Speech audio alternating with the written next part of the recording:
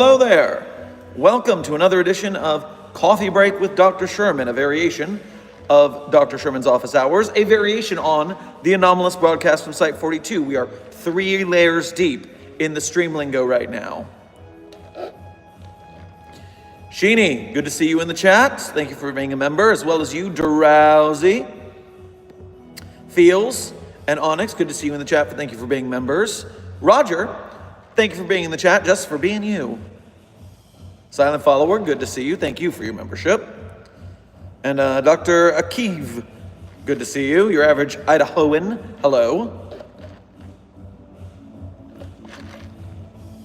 I hope you have some coffee and are prepared to hang out and talk about the SCP Foundation. You've got questions and I've got an archive of answers, and if I don't have them, I have a database to help me out. So, hit me. What are your queries? Nope, I see something here. Leona, thank you for being the first donation to today's stream, as well as being a member. Make sure to grab yourself a pack of Skittles on your way past the commissary. And good afternoon from me to you, and good evening to you where you are.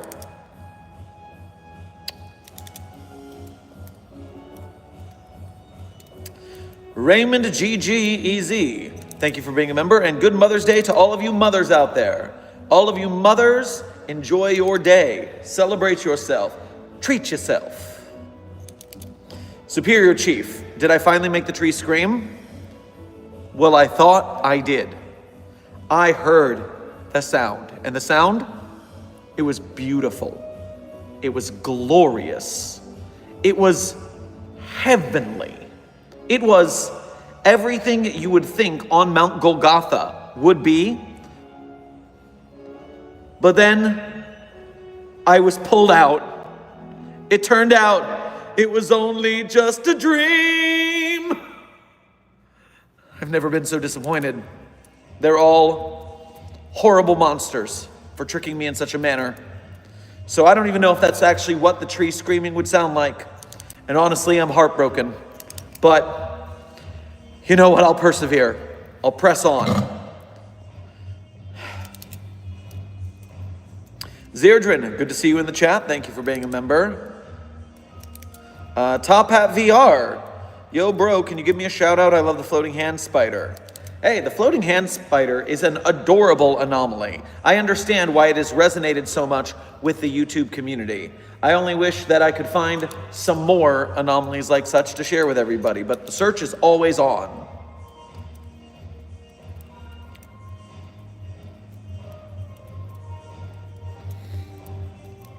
Sheeny, a mother of 2 fur babies. Well, fantastic. I very rarely, but I do share pictures of our fur babies on the Twitter and such as that from time to time. So they'll come around again, I'm sure. Random Fandom, good to see you in the chat. Thank you for being a member. I'm going to get meta real quick. Ooh, I love meta things. But I love how good you are at being in character, specifically the toaster one. I know during the D-Class stream you called me, even though you called the others it.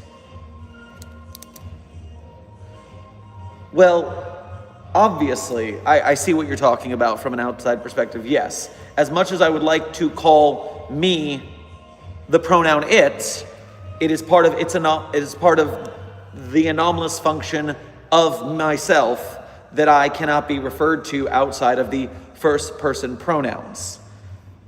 It is a difficult thing to deal with, but I am a difficult anomaly to deal with, and that's what we're trained to do. And it's not really humanizing me if we all know I am a toaster and that we're all aware I'm a toaster. That's all that matters. Silent Follower, thank you for your first donation of the day. Make sure to get yourself a 12-pack of Dr. Pepper on your way past the commissary. Nice outfit today, very appealing. The colors go well together, and I have no questions, just here to hang out. Thank you. I've been working on my fashion game a little bit. This jacket is a gift from a student. My sunglasses are brand new because I accidentally smushed my other ones, so I'm feeling good about that at least because I found a good replacement pair. And I got this as a gift from my brother, actually, while I was abroad a couple years ago. We found this in a vintage shop. It's very nice. Leuna, thank you for donating again. The SCP I'm, quote, researching is an anomalous fruit bowl. Each fruit will have a different effect, like an apple, that gives good dreams. Trying to write. A fruit bowl where the fruits have different effects. It's not a bad idea. You could have multiple tests. You're looking at a situation where if the fruit is limited, then the Foundation is going to have to do things to preserve it, but also fruit is very quickly, it rots. Therefore, it's not something we could contain long-term unless there was some anomalous effects around those. But interesting. If the fruits regrew in the bowl somehow, then you could have an infinite version of it, but I don't know if that's the way you want to tell the story. Something where it is limited could also provide a interesting hitch in the scenario. Pardon. It's not a bad idea. Interesting. Amy, good to see you in the chat. Thank you for being a member, as well as you, Amber. And hey, Desk is here. Bonsoir, Ansen as well. Thank you for being a member. Drawing your OC as a Pokemon trainer. Very cool. Very nice. Site02, thank you for your first donation to today's stream. Make sure to grab yourself a pint of Haagen-Dazs on your way past the commissary. Hi, Doc. Dr. Len here. 049 got shipped to us, so what's the mutation with it? Not with him, with it. Get your anomalous entity pronouns right. Anomalies are its. They are objects, not people. So no he, no she, no they, no zay, no they, no any pronouns at all except for it. And also the gender switching stone got here. Want the 2 back now. Well, listen, I know right now 049 is working with a mobile task force, so I'm assuming they got shipped to you for some sort of mission. And so once they accomplish the mission, they'll come back on their own. Just utilize them properly and don't worry about it. All is well, to my knowledge. Sandra, good to see you in the chat. Thank you for being a member. Leuna, thank you for donating again. The bowl renews daily, but different fruits. Ooh, okay, that's interesting. So maybe there's a highly beneficial fruit, but the next day you won't get it. That's pretty cool.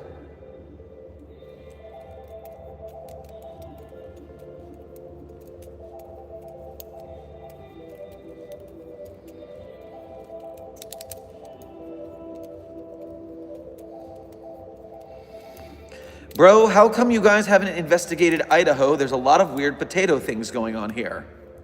Now listen, first, I'm already up to my neck in dealing with Florida, which is just full of anomalous BS, Ohio, which is the weirdness capital of the country, and Massachusetts, which doesn't exist, but everyone thinks it does. So we've got a lot on our plate with anomalous states. I do not feel like Idaho is high enough ranked to be that big a deal. I mean, some anomalous spuds, don't fret me. But I can just give you a quick rundown of some of the anomalous potatoes that we are already containing. Obviously, there's SCP-1689, the bag of holding, but it's only full of potatoes. So a bag that infinite potatoes, 1689. I mean, we could cure world hunger right there, but we're not gonna. It would disrupt normalcy. We can't have that.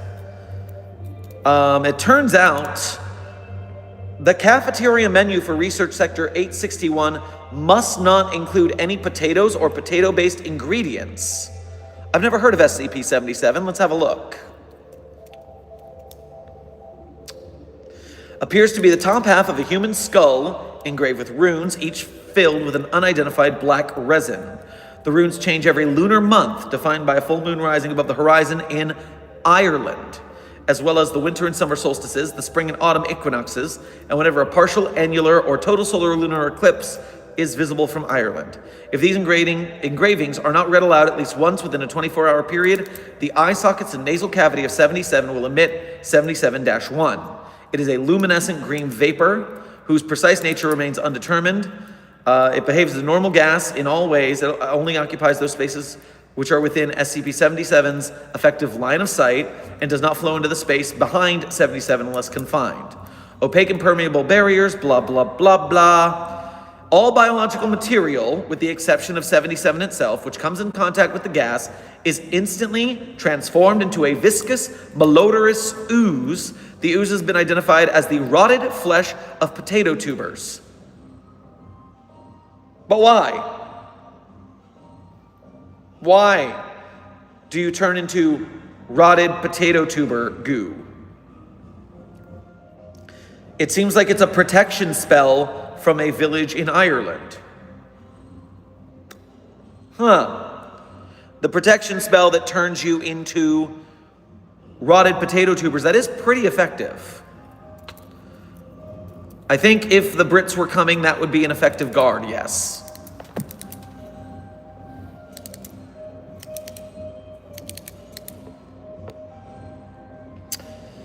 DBNX 1701, thank you for your first donation to today's stream. Make sure to grab yourself a block of sharp cheddar on your way past the commissary.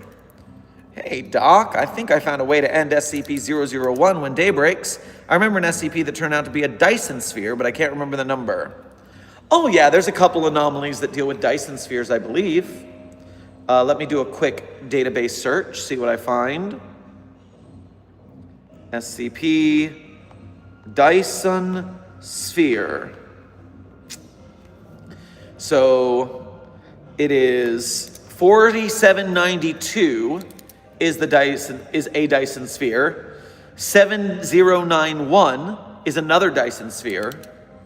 4516 at least includes another Dyson sphere. 6793 has a Dyson sphere. It looks like 8205 has a Dyson sphere. It looks like 7428 has a Dyson sphere. And it looks like 6402 or 6042 has a Dyson sphere. So, man, we are just lousy with Dyson spheres. A popular anomalous topic, it seems. Robin St. Pierre, thank you for your first donation to today's stream. Make sure to grab yourself a Twix bar on your way past the commissary. Been a while, Dr. Sherman. Please explain SCP-729-.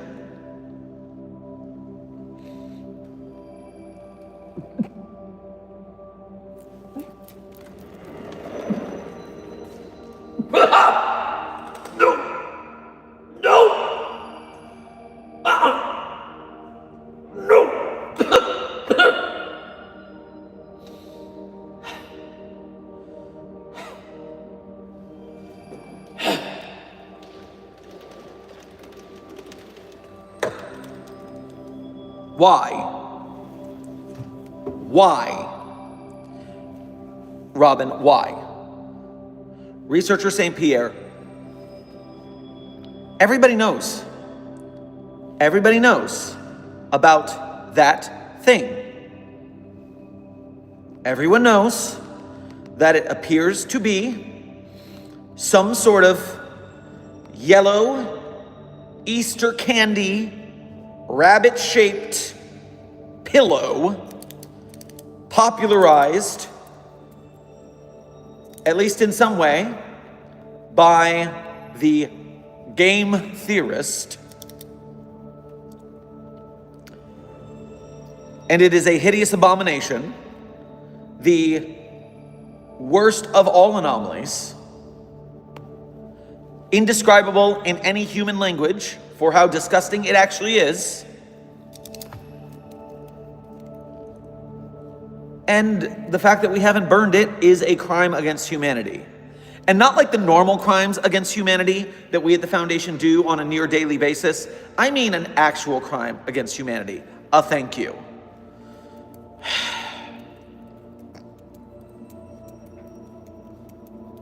Disgusting. Disgusting.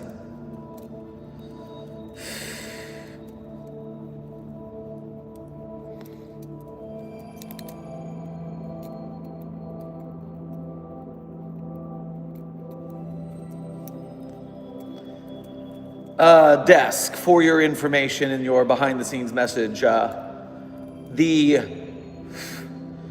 call it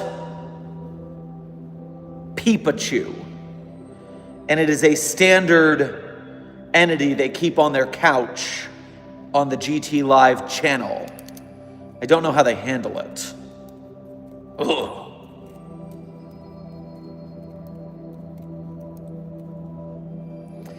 I think it was one of your videos where you said that the SCPs, at least the good ones, were stories firstly, and that really helped me understand the wiki more. Yes, it's very important just for the out-of-character writing aspect of the community that you remember that SCPs are not just flat monster manual entries, are like, oh, this object's creepy. The answer to that would be, so what? SCPs always have a little bit of a behind-the-scenes story, something to make you think about it later.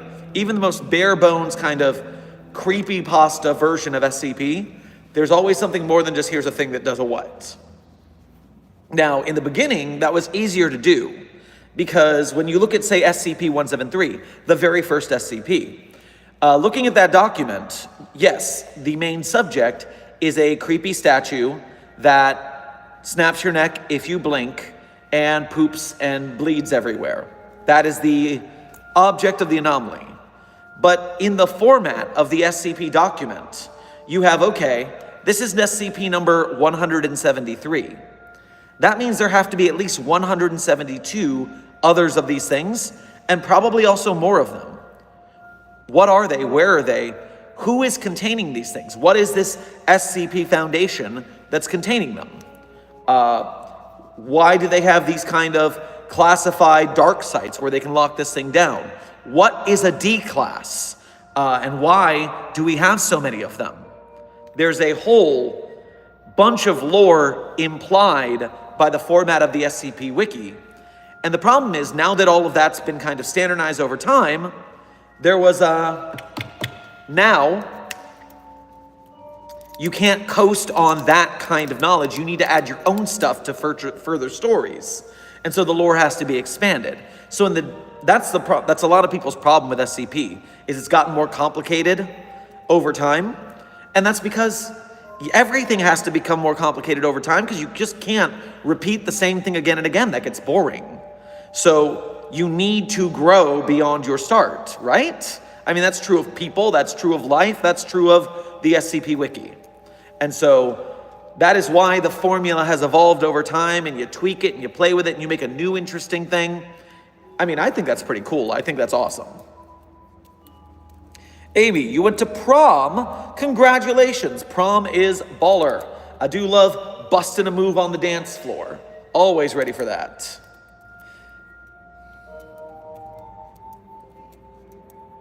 Oh, I see I'm still back in the part of the chat where everyone was, where researcher St. Pierre brought up that thing, and I got mildly nauseous for a moment. My apologies. I can't help what the researchers bring to the office hours. Sheeny, thank you for donating. Is this your first donation of the day? No, it's your second. Either way, grab another drink at the commissary. You're fine. We literally matched today. My dress is the exact same color scheme with a floral pattern. In other news, can you explain Dyson spheres? Oh, very good. Twinsies. Love that. When I teach couples, sometimes they'll be working all day, and then they'll come to the studio wearing matching outfits. It's adorable. And they're always so surprised. I'm like, nice team colors. And they go, oh yeah. It's adorable. Can you explain Dyson spheres? In a short statement, a Dyson sphere is a huge metal ball that you use to encase a star and suck up its energy. So it's like a nuclear power plant built around a star. And so if you're going to harness the energy of a star, you use a Dyson sphere. They are a theoretical energy source in some universes that are not SCP Foundation adjacent, But of course, at the SCP Foundation, we have several of these that we work with here and there, and other civilizations across the universe have built them as well.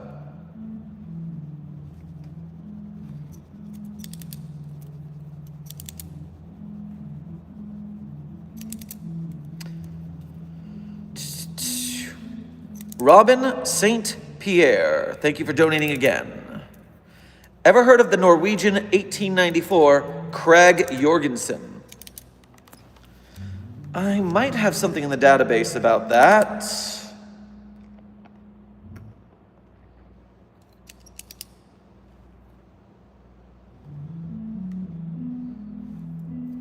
Come on now.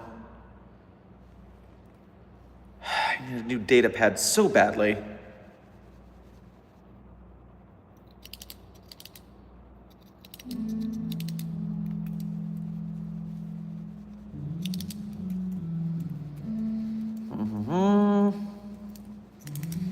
So we're talking about the repeating bolt action rifle, I assume.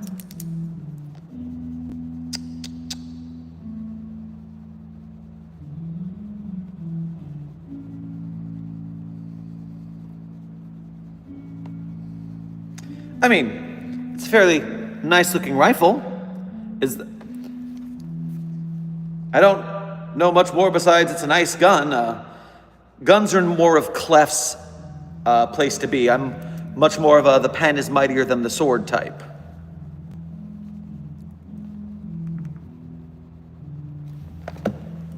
Leuna, thank you for donating again. I have a real question. How do I pick the number? So, this is pretty simple actually. Anytime you go to the SCP Wiki, of which I have the database entry for that thing pulled up, thanks again, Researcher St. Pierre.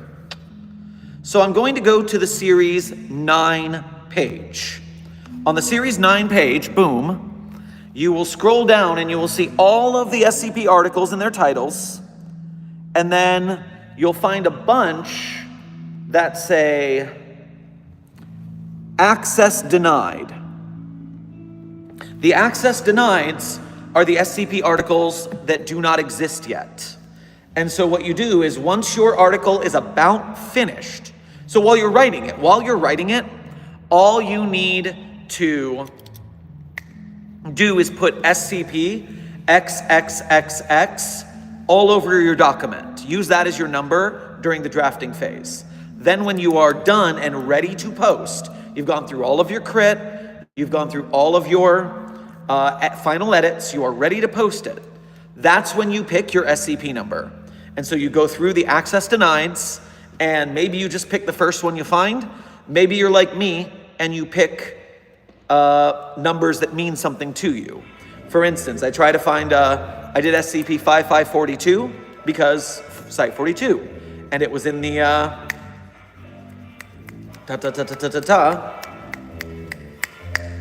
and it was in the 5,000s, so I picked the one of the 5,000s that had a 42 available, 5542. I do a lot of, when I was in the 3,000s, I did a lot of 3 and 8s because my birthday is on August 3rd. And so I like putting 3s and 8s in my designations for that reason. But you can just find numbers that mean something to you in the available numbers. That's the way I do it anyways. But you can, maybe your number will mean something to the article itself. For instance, when Dr. Clef, the author Dr. Clef, not our Clef, when author Clef made SCP-231, and then it didn't quite get the reaction that he wanted, he did a very similar concept, and he made that 2317 as an homage to 231-7 from the original article. And so it was kind of taking the story, it was a remake, so he made the remake a number. You'll often find that authors will use appropriate numbers like that. I think there's SCP-682, and then there's also SCP-6820, which is a take on the 682 story. So that's another way to choose your number by thinking about the numbers you got. Are there articles you are aping? Story significance, personal significance, these are all options you can use. Miko the Silly Goober, I always list my favorite SCPs at the end of stream which today is in about 1 hour and 40 minutes. We got a long coffee break today, so make sure you got your caffeine and your hydration. This is an espresso lemonade today, so I've got both caffeine and hydration in 1 cup. I am very efficient. Okay, let me jump back into the messages I've missed so far. Researcher St. Pierre, thank you for donating again. Also, Site Director, Senior Researcher, Dr. Sherman. I'm not part of research staff, but a Mobile Task Force Captain. Ah, I see, all right. So I will try to refer to you as Agent St. Pierre from now on. Thank you for correction. J. Pendragon, thank you for your first donation to today's stream, as well as being a member.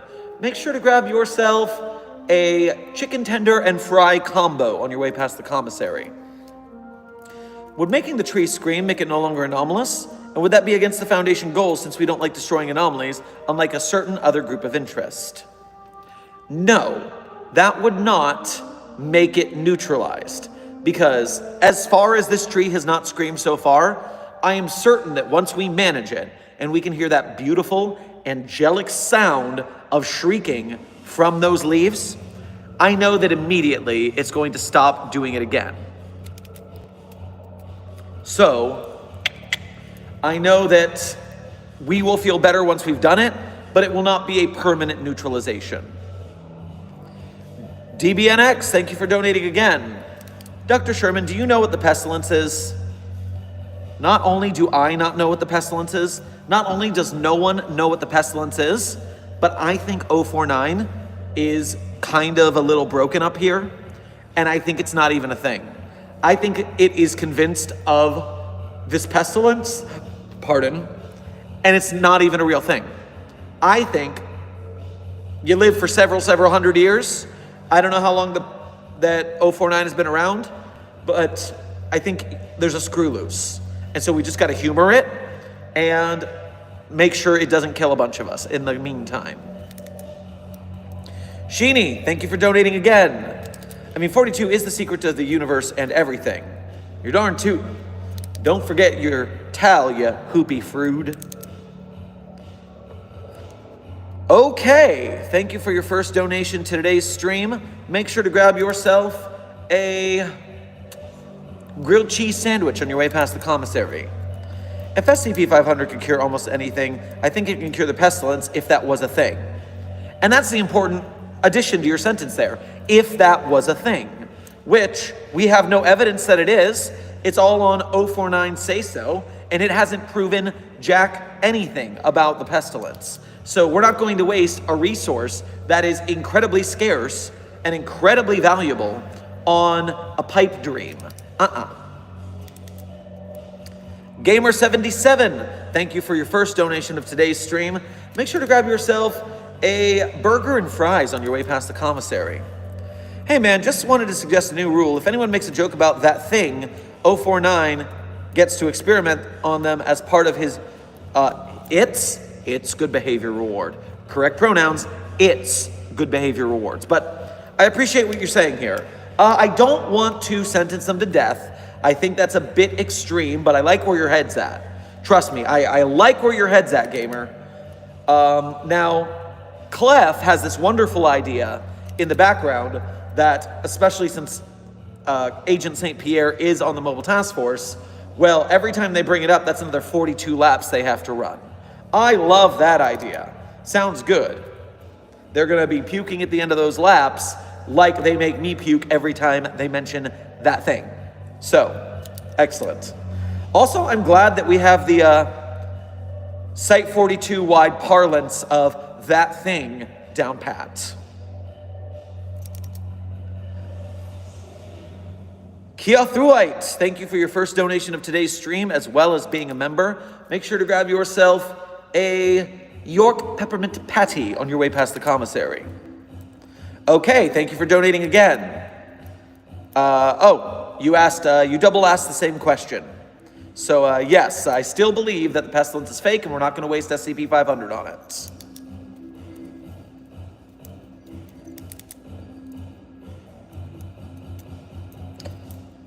Can we end SCP-682 by multiplying 100 of SCP-173, since there is a file of SCP-173 multiplying?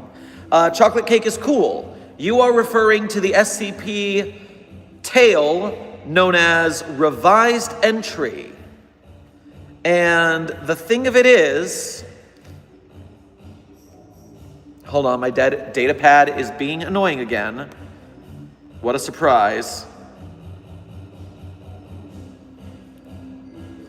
Revised Entry. And so that is the article where SCP-173 started to double itself, and then double itself, and then double itself, and so on and so forth, until it caused an end of the world scenario. Now, I do not believe... I'm trying to remember if the 173s engaged the lizard. Yes. The only good news, quote, the only good news is that about 150 of the bastards teamed up and ripped 682 apart. Brought a smile to my face. And so, the funny thing is, I believe that ripping 682 apart will not actually end it, but because there's so many of them, it's just going to keep respawning, regrowing, and then they're going to rip it apart again. So it becomes this infinite loop of ripping unless 682 can form its muscle fibers into a dense enough thread that it can stop itself from the force of the pulling, because it does adapt. So perhaps it could eventually adapt to become unpull-apartable. But in the meantime, at least the first time around, the 173s won that round. 173 and 682, Clef, didn't the lizard grow hundreds of eyes last time? You are correct, it did grow hundreds of eyes, and so I'm assuming what happened is that the 682 would have grown its eyes as a defense mechanism, eyes all over its body. But the thing is, when there's that many peanuts, you can hide peanuts behind the peanuts. And so the peanuts behind the peanuts are not seen by the eyes. Therefore, they push the front peanuts like a wall up against 682, at which point they don't have to move anymore. They can just start ripping and tearing. It's similar to those machines at the arcade where there's a bunch of quarters on a flat platform and there's a wall that keeps pushing the quarters, and you put your quarter in and it pushes them closer to the edge, but with statues that rip apart lizards. You get the metaphor, you're smart.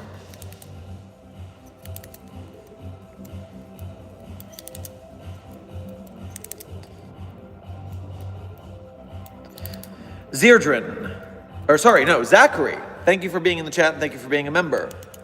I just thought I'd clarify my question from yesterday. I meant, how would the Foundation would respond to the resonance cascade following the government responses, not how they'd prevent it.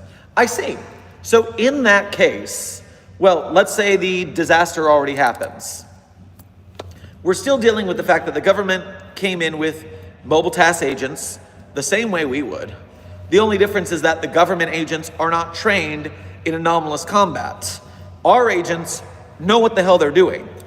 And so we'd probably have to send in a more specialized force due to the fact that we're dealing with other dimensions and aliens. But that's not something our troops have a problem with.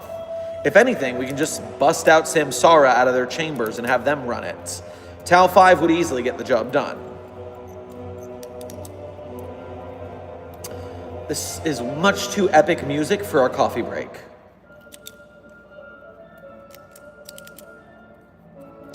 Amy, I have not heard of the analog horror property, The Smile Taps.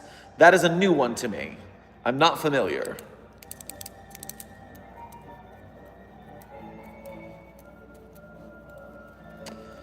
Dusttail Alistair, the Anomalous Determination Department is in shock at the rumor. Did that damn tree finally scream? How did you do it? Listen, number one, in real life, the tree did not scream.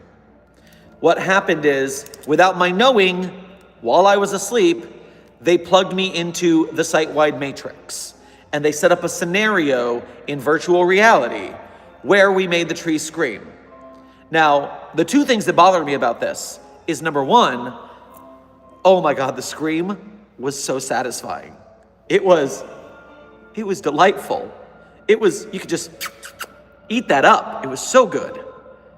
But not only was it not real, which is the first part that I'm annoyed at, the second part is while they were pulling me out, they specifically deleted the memory of what made the tree scream. So I don't even know what we did.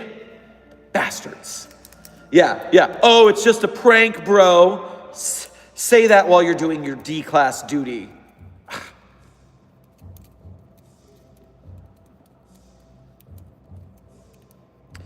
Zerdrin, this is not Skyrim music. This is the album Purple Galaxy from Kevin MacLeod, the famous royalty-free music creator that all YouTubers are quite familiar with.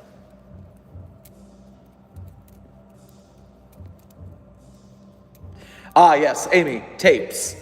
Desk has sent me a link to the Smile tapes for further research. So that is something I can look into at a later time. So how would I be able to join Site42? Because to be honest, I think I have an anomaly in my house. Well, here's the deal. By subscribing to Site42, you become a member of Site42 staff. Right now, anybody who's watching but not subscribed, they are just SCP Foundation staff members from across the globe at various sites. But if you subscribe to Site42, you immediately become a staff member at Site42, an intern, a janitor, a D-class, that kind of thing. Now, if you become a member of Site42, the green names here, then you become a researcher, a mobile task force captain, or an overseer at Site42. So these are all different tiers of working for us that you can achieve in your own time. That being said, if there's an anomaly in your house, and you should ask your local site supervisor what to do about it.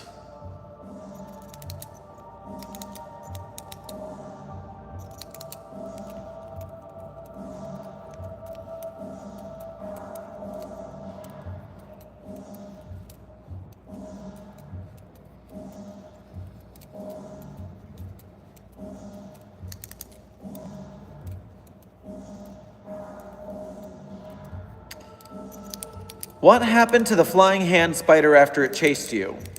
Oh, well, I mean, it was a little grouchy, but back when that happened, my foot wasn't injured. Therefore, I was able to run pretty quickly and escape with my life. Now, we did lose a couple of security guards, but, you know, that's what they're there for. Dark Red, good to see you in the chat, and thank you for being a member. What are my Foundation tasks for the day? Let me check the data pad. I have it here. It's your job today to feed Josie. So head over to Josie's cell and remember, no cheese. No cheese.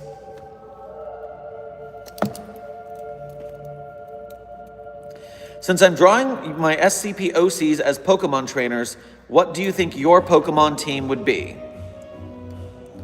Well, my lead Pokemon, my main character Pokemon would be a Snorlax.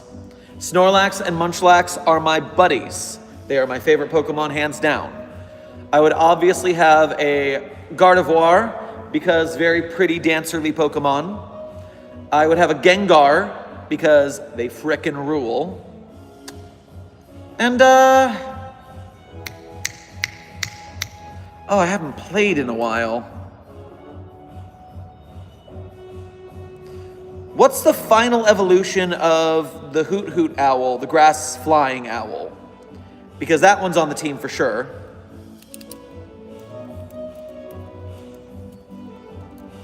And that's 4. What other 2 Pokemon would you add to my team? I've got my Snorlax, Gengar, Gardevoir, and the final evolution of the flying owl that I forget its name. Author Clef Cannon.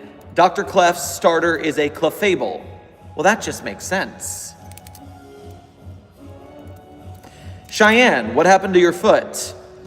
I was doing, hold on, Decidui. Thank you, Human Fall Dude, that is right. So that is on, those are my 4, and I just need 2 more. Meanwhile, and Jonathan Peters, you got it right too, decidui. Thank you. What happened to my foot is that I overtrained. I was doing the Foundation Fitness Initiative, which you all should still be doing. We're getting into summer. We're all going to be wearing less clothes because of the heat. So you're going to want to be in better shape just so you can feel better and move more freely now that we're not huddled up for the winter. You want to go out running parkour and doing cool stuff. And you can't do that if your body is not listening to you. Now, obviously, you might have some sort of disability like me at the moment. What I was doing is I was lifting weights 4 days a week. No, I was lifting weight 2 days on, 1 day off. I was doing upper body, lower body, and then a day off. And so that was my rotation of weightlifting. Then I had about a mile or two on the treadmill every day. On the day I wasn't lifting, I was doing yoga. And on top of that, I also teach ballroom dancing 8 hours a day, 3 days a week. So I was dancing 24 hours a week. And then I also added bar classes because I was trying to improve my cardio and my endurance for quick motions. And so the bar classes were super fun. I was doing actually quite well, but I messed up my Achilles tendon by training too hard. So I've been out of commission for 6 months. It's been miserable, especially in the middle of winter. But I've got an MRI at the end of the month, and hopefully we can figure out a path to get me back on my feet, literally.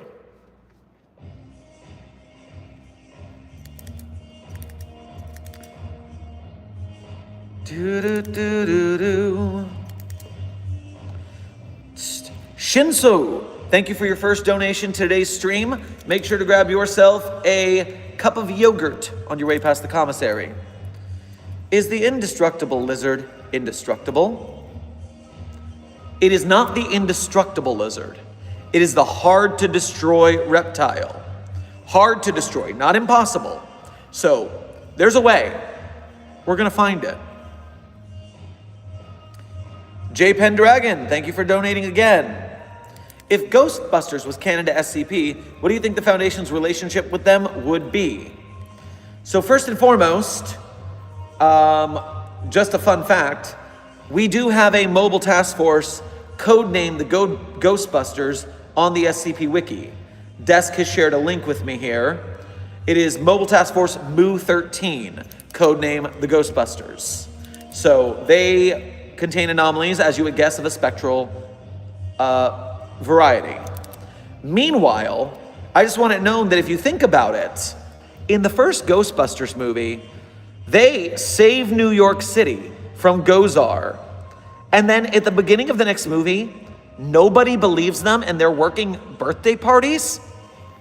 That was us. We ran a disinformation campaign and discredited them. That is why at the beginning of Ghostbusters 2, they're down on their luck again. That was ours. We're very good at our jobs. We will protect normalcy. You think you saw a ghost? You did not. Sheeny, thank you for donating again. Speaking of the analog horror, how would the Foundation deal with the anomalous events of Local 58? I am only minorly knowledgeable about Local 58. I've seen some videos about it from various ARG covering tubers like The Game Theorist, like Nightmind, I believe. And so I'm not entirely knowledgeable about the whole lore there. Therefore, I have a problem figuring out exactly how I would deal with that. I mean, I know it's just like, isn't that the one where they want you to go outside and look at the moon? So first things first is to make sure they don't go outside and look at the moon, if that's the right one that I'm thinking of. Oh, Local 58 was made by the same guy who made Candle Cove? Oh, that's dope. I didn't know that. And if you like Candle Cove, you should go on the SCP Wiki and look up Cragglewood Park, because that is a very Candle Cove-esque SCP.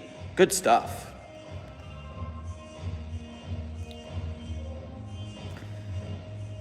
Yes, this is the kind of thing where there's actually another indie game going around right now called Don't Look Outside, where it's kind of looks like an RPG Maker game, sort of, pixel art. and you have to stay in your apartment building and survive and don't look outside. And it seems like that would be the scenario set up by us if Local 58 happened, where Local 58 is trying to get everyone to look at the moon presence, and we would in fact tell them not to and keep everyone inside. We'd paint ourselves as a governmental organization, or it could just be a big enough deal that we say, we are the SCP Foundation, XYZ, don't go the fuck outside, please. That's all I could think of, because that's a pretty nebulous situation. And so it's one of those worldwide things like when day breaks, where we only have so much power to deal with it. We definitely spend a lot more time keeping people in their homes and trying to figure out a way to get things reset, but I don't know how powerful we would be in such a scenario. Silent Follower, thank you for, is this your first donation of the day? I know I saw you in the chat earlier. I don't remember if you donated, but if you didn't, okay, you did. But you know what? You can still grab a snack from the commissary. You're cool, brah. Eevee, because they can adapt to different environments. You know, it would be good to have an Eevee on my team. I'm not a huge Eevee stan, though. There's just so many Pokemon to pick from. So, yeah. But it's not a bad fallback. Star Stevens, thank you for your first donation to today's stream. Make sure to grab yourself an espresso lemonade on your way past the commissary. Hey, I had a dream where the Scarlet King gave me a flower that had an eye in it, so should I be worried? Desk, you are an Eevee trainer, I see. A Jolteon named Bolt that doesn't have a fleshed out backstory. Scarlet King gave me a flower that had an eye in it. Should I be worried? That does sound like the kind of weird, surreal, prophetic dream that would come to someone touched by the Scarlet King. I highly suggest that you get to Site Medical where they can run some tests, because there are ways that being touched by the Scarlet King in your dreams can affect you in the real world. You would want to be worried about that. So go get checked out immediately. J Pendragon, thank you for donating again. And really quick, Desk says you should be fine until there's 7 flowers in your dream, Star. So keep an eye out and get checked out just in case anyways. How would the Foundation deal with a quiet place situation? Oh, that's the same problem with Local 58, it is a worldwide alien invasion. And so the first thing that happens is normalcy is broken. The masquerade is broken, the veil is lifted, everyone knows about the monsters now. So our job to secure, contain, protect is now moving on from maintaining secrecy to just defending the world. And I want you to know, we're way better at the secrecy thing than world defense. Depending on the universe, we are just a containment and research group. We have our mobile task forces, but we're not a worldwide army defending the Earth. A lot of the time. Sometimes we're that good. But if the Quiet Place aliens got to the planet, we would be screwed. And so the main idea would be that we'd have to stop them before they arrived. We'd have to redirect them and call that containment. Once they got on the Earth and we're dealing with an XK class scenario, then we have to deal with the hiding and the quieting. We just had, in the horror anthology for 2024 in October, on the SCP Wiki, we had an article where, due to some sort of... Oh, it is a quiet place situation. It's literally a quiet place. Wait a minute. SCP Anthology 2024.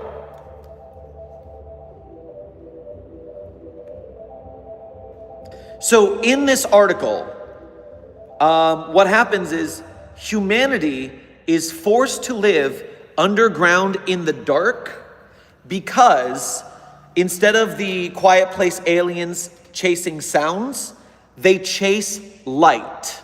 Meaning that if you are anywhere near light, they get you. And so I'm assuming it's going to be phobophobia. Is it photophobia? Photophobia. Live in the dark, die in the light. Photophobia. That's right, because phobophobia is fear. Photophobia is light. And so the whole article is in Morse code because humanity is mole people who can't see anymore. And essentially thousands of years go by as they hide from the light because they're aliens that eat you if you're in the light. So yeah, if you look up SCP-8339, that is literally the closest scenario to a quiet place that we have on the Foundation Wiki, I believe. Obviously, I haven't seen them all, so there could be something else. Desk, yes, I have seen that the article is in Braille. And then you can flip it to text to read it as well as part of the format so that we in our universe can read it. Leuna, thank you for donating again. If day breaks, does that mean the moon rises after? If this is a reference to something, I'm not sure what the reference is. I wouldn't assume day breaks changes the behavior of the moon because the moon is still orbiting the sun. And in fact, that's the reason that you can't go out at night because the moon reflects the sunlight. So you're still getting turned to goo at night. It's not like you can go out at night and hide from the sun because there's still light out there. Otherwise you wouldn't be able to see. And so a lot of people need to remember that. Sheeny, all I can think of is moon's haunted. What? Moon's haunted. That's a good meme. High quality meme right there. Silent follower, is it any good? Never had espresso lemonade before. Okay, so I spread the gospel of espresso lemonade everywhere people will let me talk about it. And since you're on my chat, you're gonna have to let me talk about it. I had this for the first time at a hipster bar in Tampa, Florida, in Ybor City, if you're familiar with the area. And so I went in, I was getting my food, and they had espresso lemonade on the menu, and I said, I've never heard of that, and I am the kind of person who will try anything once. So I grabbed an espresso lemonade, and it turned out to be ridiculously good. It turns out something about your tongue and the way your taste buds are organized. Bitter and sour are in different placements.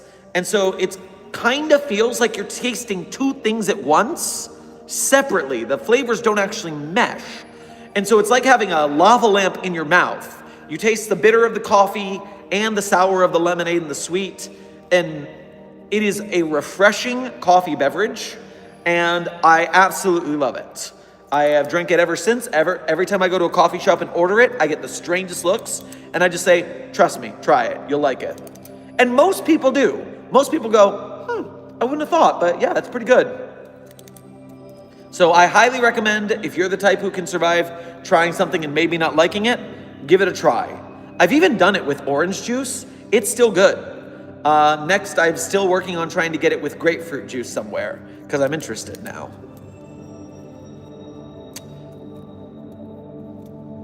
Libby, thank you for your first donation to today's stream. Make sure to get yourself a croissant on your way past the commissary. There's this guy, Immortal Marcus, does analog horror.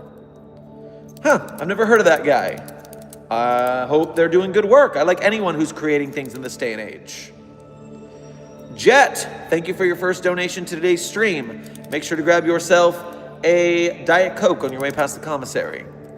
Dr. Sherman, how would we respond to war? I can prep the site. Well, if there's a war, it's not really our problem. We don't deal with governmental issues. Intergovernmental politics is not our purview, only the anomalous. Now, if there is an anomalous war, sometimes we have to act to protect our interests. We had to deal with wars when it came to the nameless that live in the wood with no name, as well as the war with the SCP-1000, the Bigfoot instances, the War of the Flowers. So there are instances where the Foundation does have to go to war for one reason or another, but it's less common.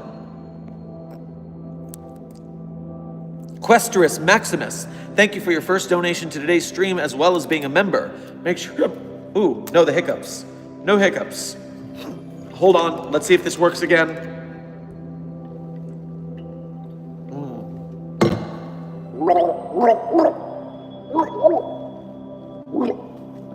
Whoa, too much water to gargle. I did not mean to make you all watch me spit everywhere. But again, I have stopped hiccuping. A miracle. Yeah, for some reason, gargling music always makes me stop hiccuping.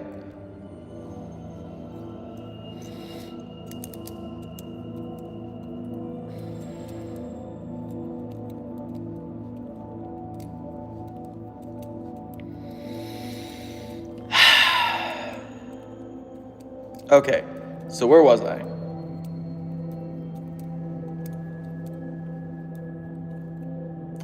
Questorus Maximus, now your question. Has anyone ever thought of building a large version of a hamster tunnel palace for SCP-999 just to see how it, not he, it, reacts to it? Stress as an experiment.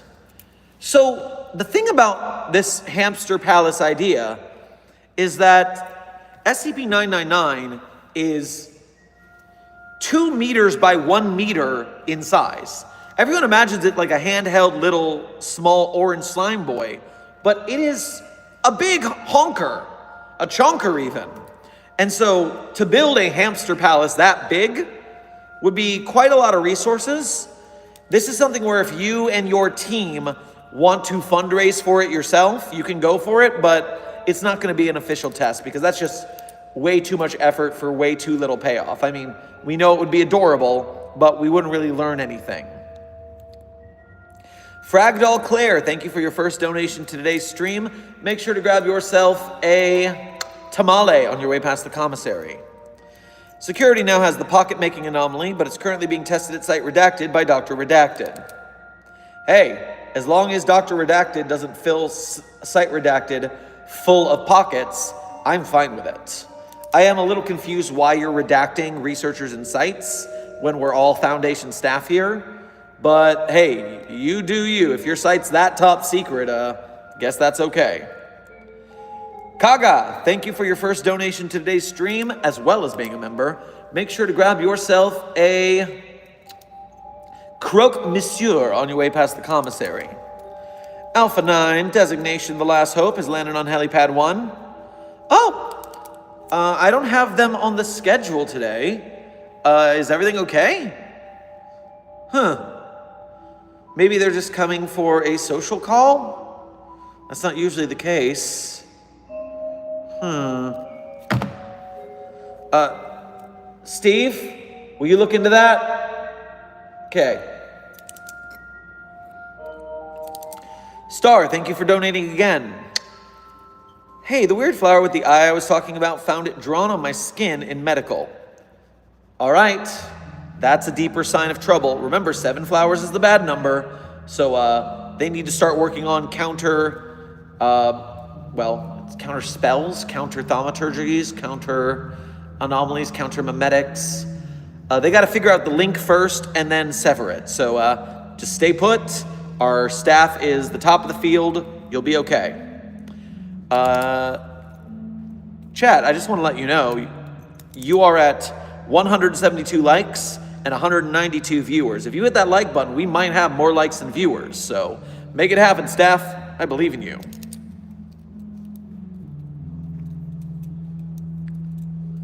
Is it true that the microwave was once an SCP that was declassified? That is a good question. I wouldn't be shocked.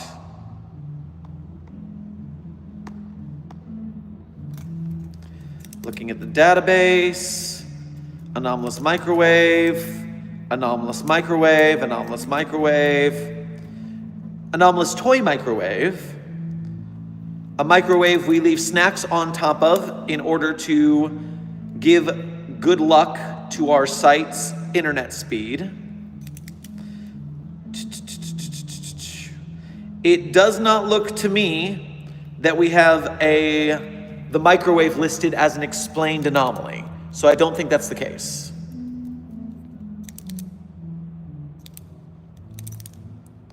Fragdoll Claire, I'm new, I don't know what's okay to react. Well, thank you for donating again, and don't worry about it. It happens to the best of us. I mean, have you looked at the early SCP documents? people were redacting very important information for no damn reason. So everyone knows the Foundation can be a little heavy with the black marker. It's fine. And you did it, chat. You are at 191 likes and 189 viewers. I knew you had it in you. Congratulations. I mean, of course, keep hitting the like button. That will bring more Site42 staff to our stream, which will only help us with our future endeavors. Jason Vorheen, thank you for your first donation to today's stream. Make sure to grab yourself a plate of nachos on your way past the commissary. Hops into office and gives SCP-999 soup and hops out again. Okay, good. Good. A nutritious soup. Finally, someone's giving it not sugar and caffeine. Hashtag blessed. And the 999s are flying in the chat. A reminder from Desk, for Desk's behalf, that you can, we have a limit of 4 to 5 emojis per use, unless you are using SCP Foundation emojis from the Site42 membership. Then you can spam emojis all you like. Abby Weiss, you are late, but it's an office hour, so you're only highly encouraged to be here. It's not mandatory, it's just mandatory. But you're fine because looking at the clock here, I actually may have given you the wrong time earlier. Right now, I am having an hour left on this stream.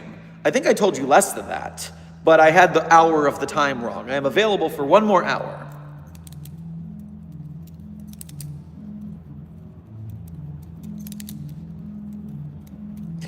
Day 4 of convincing Dr. Sherman to turn the reality anchor off in exchange for helping site security. This corporeal body is becoming uncomfortable. Well, 4 days is a pretty good term of punishment. The question is, are you going to behave yourself on this task force? Because if security tells me that you done messed up, well then you will have done messed up, and there will be consequences.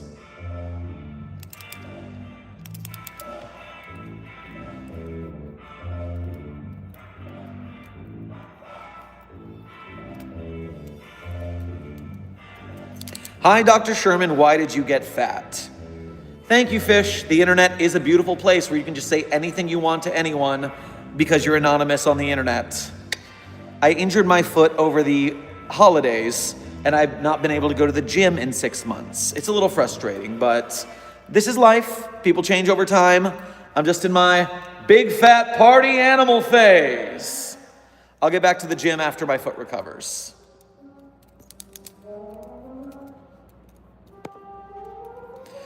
Rebel Commander, thank you for your first donation to today's stream. Make sure to grab yourself some blue milk on your way past the commissary. My pencil drawings by itself, the pages are screaming. Oh, your pencil draws by itself, the pages are screaming. Well, that sounds like 2 separate anomalies, a pencil that draws by itself and screaming paper. So you should get both of those checked out.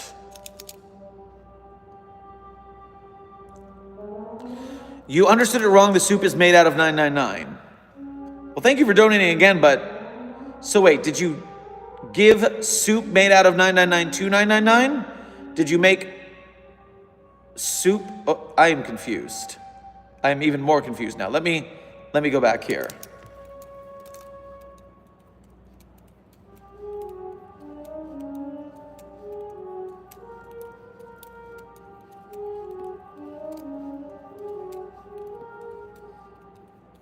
Hello, I like your hair. Well, thank you. I always come back. I appreciate that. My hairstylist also appreciates all the compliments every time I let her know that she did a good job. Just had my knee replaced, so I feel ya. Oh, hell, Matthew, I'm sorry to hear it. I mean, I hope it was for a good reason and that when you recover, you have full mobility. That would be great for you. Understandable. I teach a lot of people on the older age bracket, and so I've seen people with different surgeries and different reactions and healing times. Make sure to take care of yourself and do your PT. That way you can get back up and running. Are SCPs real? Lovey Dean, SCPs are not real.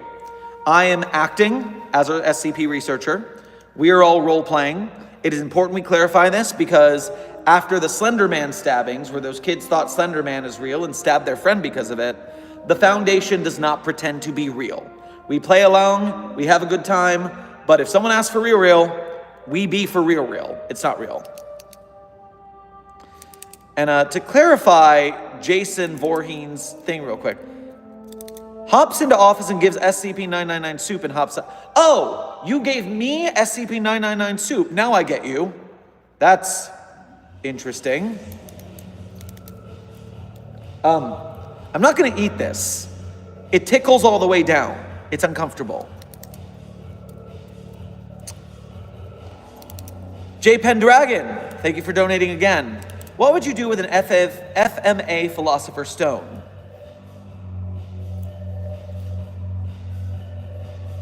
I would put it in a box and study it. That's what I would do. Orion Nightshade, thank you for your first donation of today's stream. Make sure to grab yourself a bag of potato chips on your way past the commissary. You're not fat, I promise. I'm glad you turned it into a joke, but seriously, take care of yourself, and I hope your ankle feels better. Much appreciated. I am, a little heavier than I would like to be. Part of it is the winter bulk cycle anyways, but part of it is not being able to move at all. So, I just like being able to move most of all, and whatever my body looks like at the end of the day, if I can do the movements that I want, that's what's most important. As a teacher of dance who has done this for 18 years now and worked with so many people, the most important thing is just, are you capable of moving the way you want to?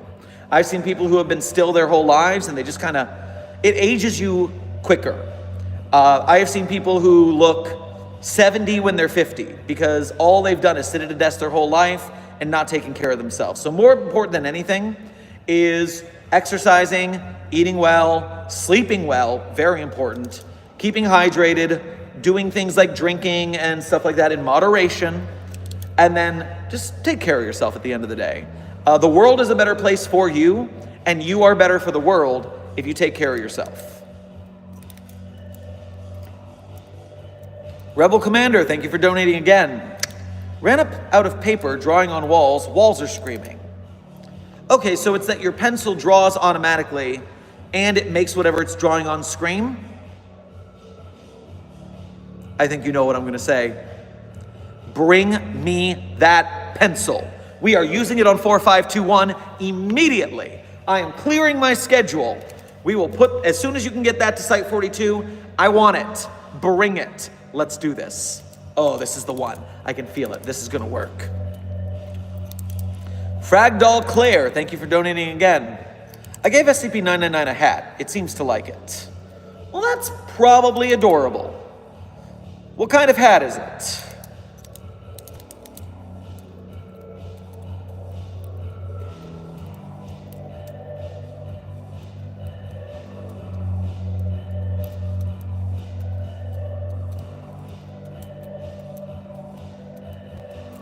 What does your necklace mean if it has a meaning? This is just a yoga bead. I do, between my weightlifting, I also do a lot of yoga. Or I did before my ankle injury, but I'll get back into it. I still do some stretching and some push-ups and things like that now while I can, but I'd love to get back to like full flows. Yoga is excellent for you. It's a lot harder than people think it is, so definitely start as a beginner. I love the YouTuber Yoga with Adrian for starting your yoga journey. She starts very simply, and it's great for your health. Just 20, 30 minutes a day. You do that for a month, you will feel different. It is excellent. How would the Foundation contain someone who can travel between dimensions? Well, narrator Nate, thank you for being a member. And if you look at SCP-507, that is the reluctant dimension hopper. It is an example of a dimension hopper we contain. And by contain, I mean, we put a tracker on it, it pops out of existence, and then it pops back, and we just hunt it down and bring it back again. Pardon. There's only so much we can do about dimension hoppers, because they literally poof. We could use a reality anchor, but reality anchors are very expensive, and very unwieldy, very big. It's basically like an MRI machine, so it's not like you can use them everywhere. So with that being the case, we just kind of deal with the dimension hopping the best we can, and hope the foundations in the other dimensions are also doing their job. Questerus Maximus, thank you for donating again. A friend downloaded SCP-1471 2 months ago. He is trying to see how long it takes for the entity to manifest physically in reality. What do I do? Well, tell your friend that 1471s don't manifest physically. To our knowledge, that hasn't happened. So it's a long wait for a train that ain't coming.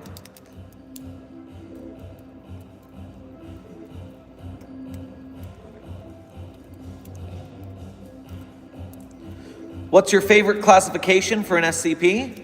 Well, Origami, I believe that Thaumiel is by far the best because it's an anomaly that helps us contain other anomalies. And since we're all here to contain anomalies, that's pretty freaking useful.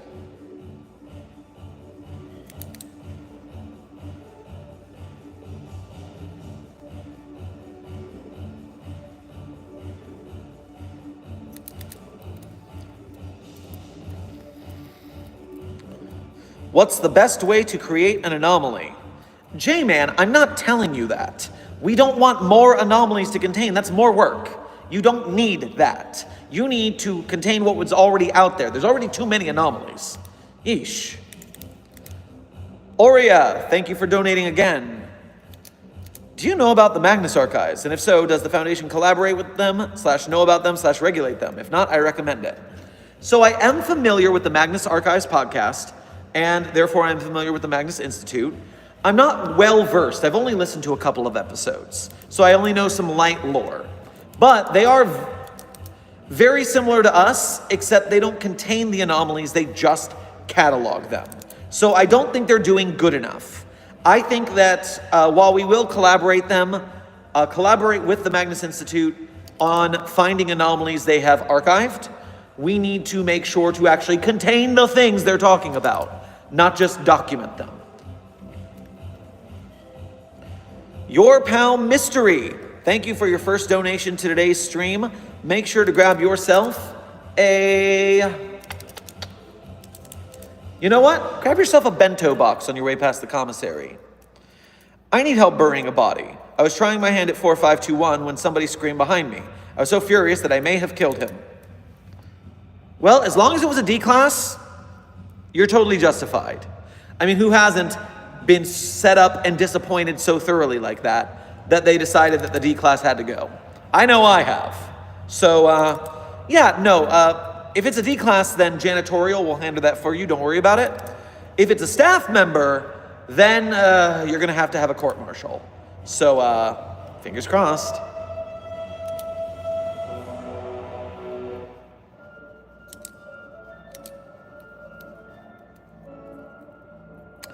Fragdoll, thank you for donating again. Pocket making anomaly is from Dr. Wondertainment. What kid would want a pocket making toy? That does not... What market was Wondertainment trying to fill there? Confusing. The way these anomaly creators think is beyond me. Rebel Commander, thank you for donating again. It touched a box of pencils, now there's many of them. So, it is a contagious anomalous pencil. All women want pocket-making toys. Have you seen how excited women get when their skirts, dresses, and pants have pockets? Clef, I understand that, but I mean, it doesn't seem like a pocket-making device is a toy, is what I'm saying. Yes, a device that does that would be very interesting, and it would make excitement for women in the world. But, and only because their clothes are made without pockets for some god-awful reason. But that being said, why is that a toy? Why is that a Wondertainment anomaly to make?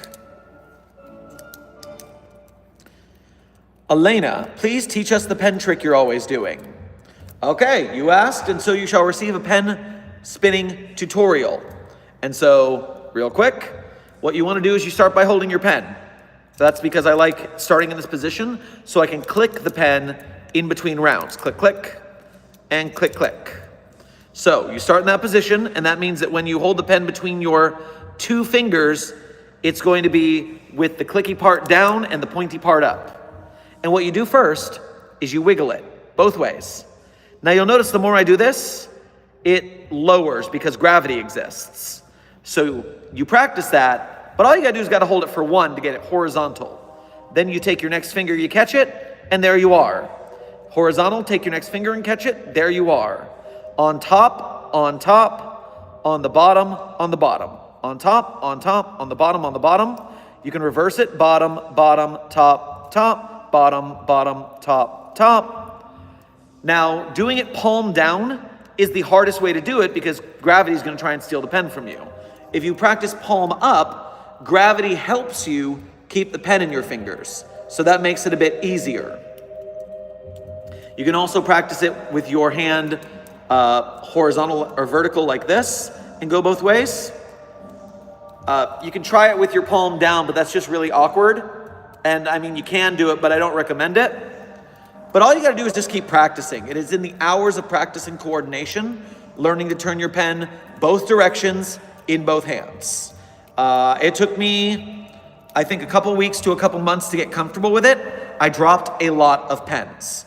I still drop the pen from time to time, except no, I don't. You've never seen me drop the pen. But you'll drop a pen and that'll be okay. And so, yes, have good practice. It's just fiddling and fiddling and fiddling until you get good at it.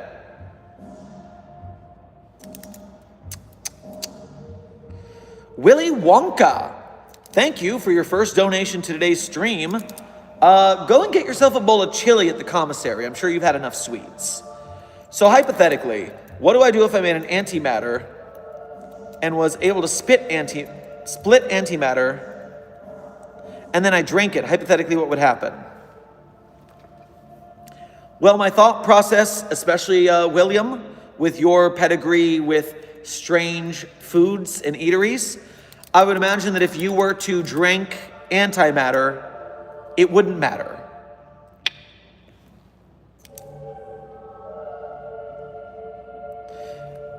Claire, thank you for donating again.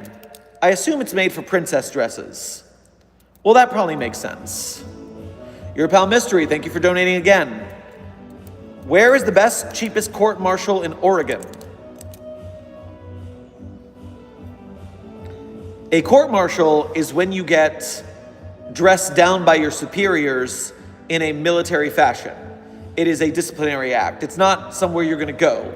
The court-martial will come to you, trust me.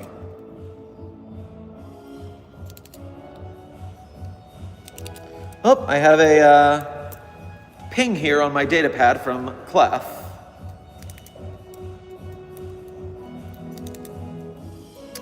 If antimatter were to come into contact with a human, the immediate result would be annihilation, a highly energetic reaction where both matter and antimatter are converted into pure energy.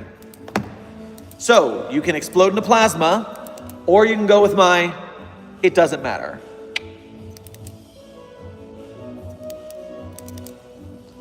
Holdini Gaming, thank you for your first donation to today's stream.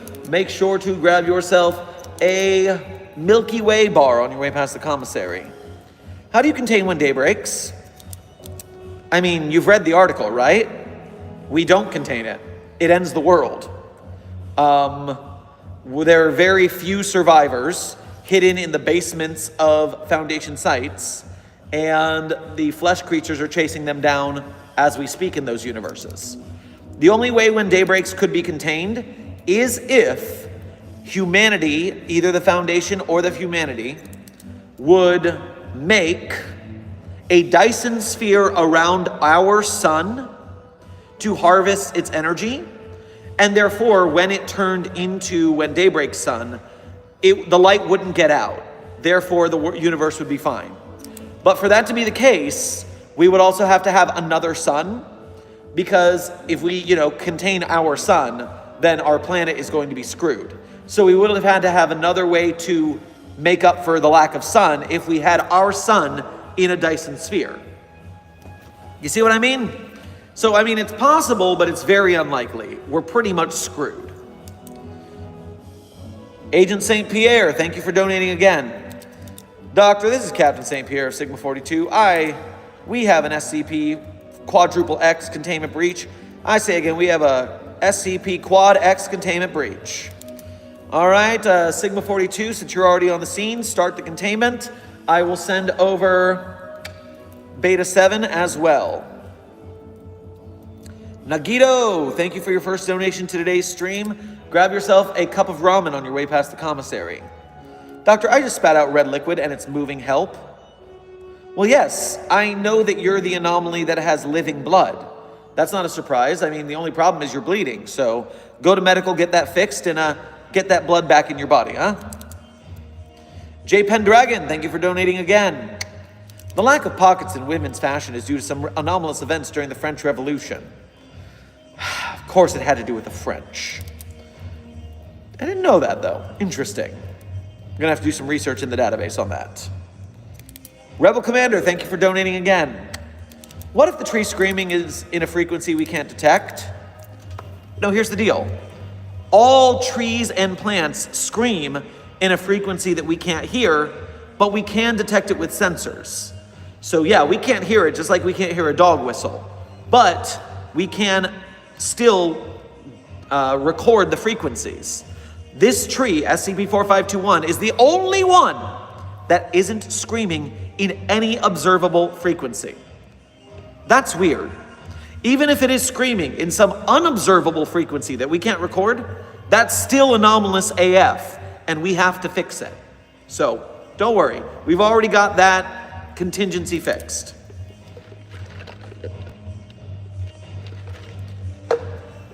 Husam, thank you for your first donation to today's stream. Make sure to grab yourself a,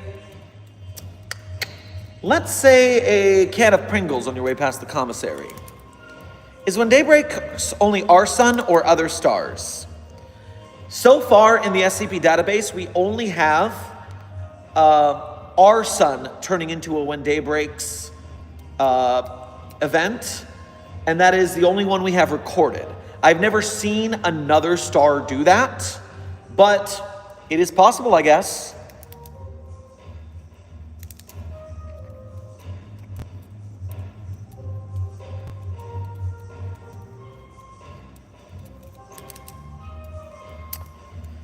Nova, hello Dr. Sherman, how do I defend myself against SCP-939? A, ignore any voices you hear, and B, run. It's the only way you're gonna make it.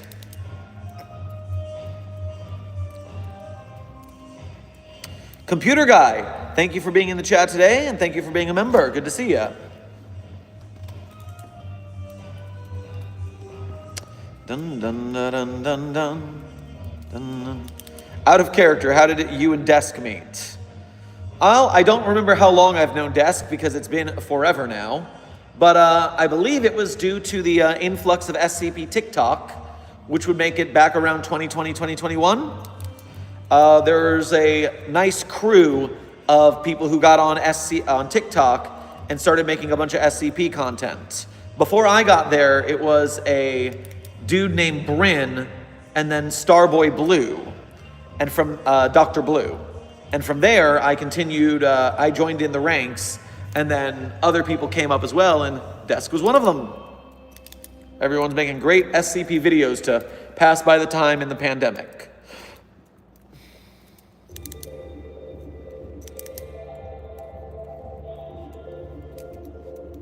I'm gonna go to sleep, have fun, chat. Good night, Jason Voorheen. Agent St. Pierre, thank you for donating again. Alert, SCP Quad X breach caused by Global Occult Coalition intrusion on site. Their project Immemorable is searching to induce SCP Quad X characteristics, a passive yet total immunity to amnestics and their agents. Well, stop that from happening. If we can't amnesticize GOC agents, that's gonna put a real cramp in our style, so to speak. So in that case, full on lethal force is allowed.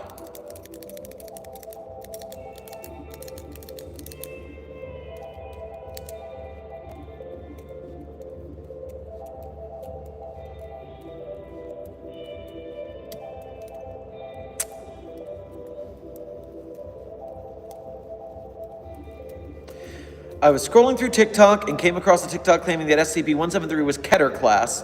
So I did a double check on the wiki. Of course, it was Euclid. So I typed it under that video and got 70 likes. I saved people's brains.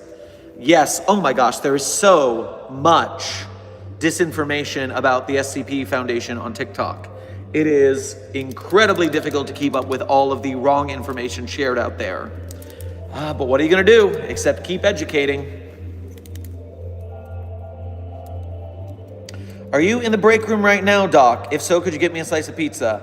That one blue guy, I am actually out on a stakeout right now. I have a nice little safe house that I'm able to stay in while I watch anybody who's on this street. And so right now I'm keeping an eye out for a certain person of interest, and when they move on to their next hub, that's when I'm gonna have to stop. And their lunch usually ends at about 1:15, so I have about 50 minutes left in this stream. So you'll have to head to the commissary yourself. Joshua, thank you for your first donation to today's stream. Make sure to grab yourself a can of Red Bull on your way past the commissary.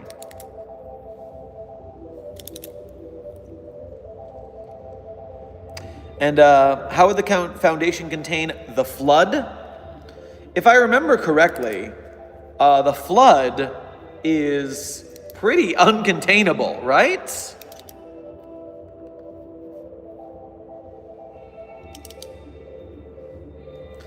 Desk is saying the same thing in the behind the scenes chat. Oop, wrong database.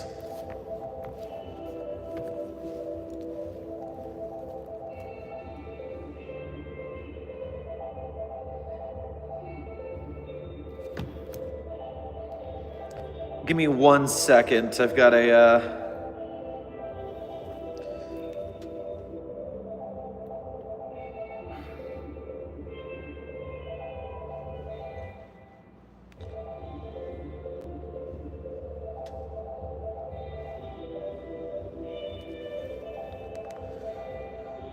where was I? The Flood, the Flood, the Flood.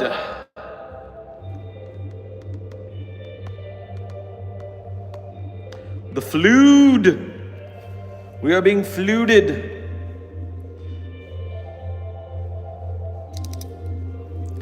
Fictional parasitic alien life form. Primary antagonists of the Halo multimedia franchise.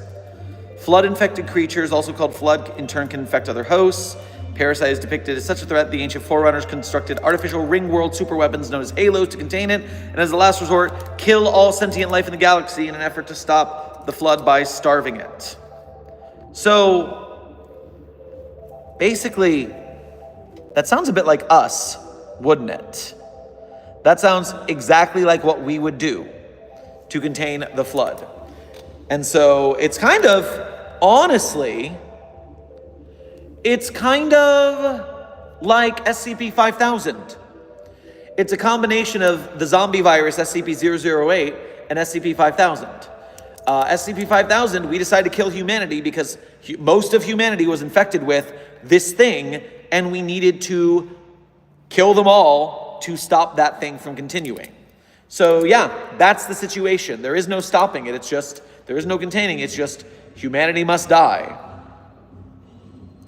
Grim Reaper Incorporated and David, thank you for subscribing to Site 42. Welcome to our staff.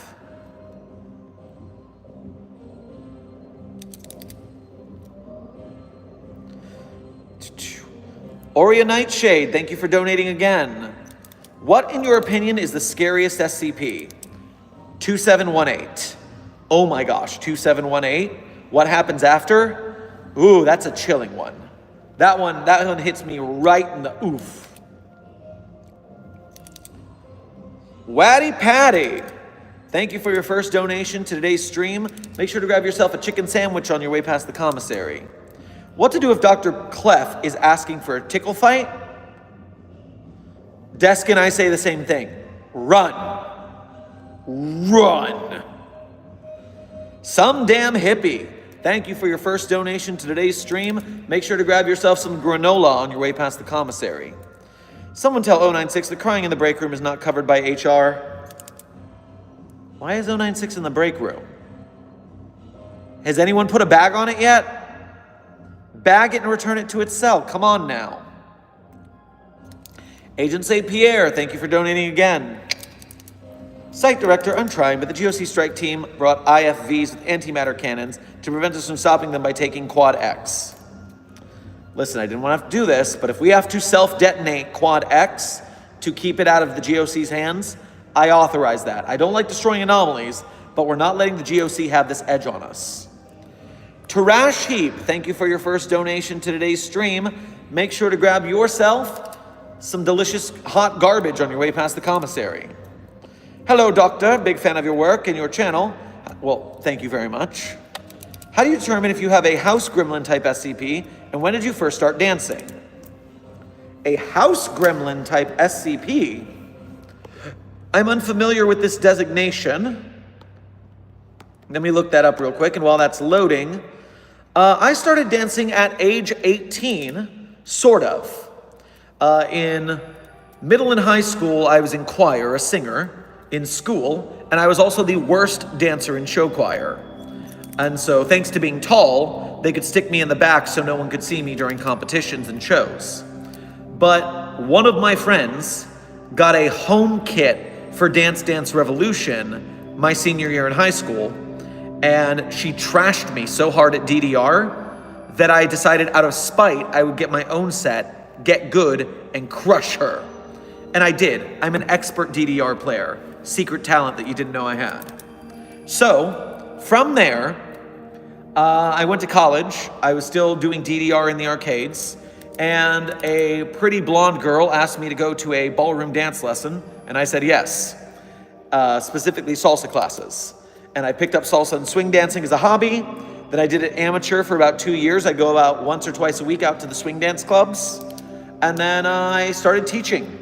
I was a terrible dancer still, basically, but they taught me how to do it real good because as a theater student and a salesman, I was good enough to talk up myself, and they figured that if they actually taught me to dance, I could sell some lessons real good. 18 years later, it turns out they were right. Rebel Commander, and the House Gremlin, sorry. A mischievous, intangible entity blamed for unexplained household problems or odd occurrences? You might just be very unlucky. You might be suffering from a probabilistic anomaly that makes you have trouble. So the only way to check that is to run a probability exam with the medical team and have security run a sweep of your dormitory for gremlins. So take those steps, let me know how it goes. Rebel Commander, your pencils are hunting others. Out of the flood of them, help. Oh geez, that's a lot of pencils. You should lure them to the wood chipper. That'll do it. Sheeny, thank you for donating again. If a tree screams in the forest and no one is around to hear it, did it really scream? Yes. Yes, it really screamed. And I would have liked to have been there to hear it, thank you.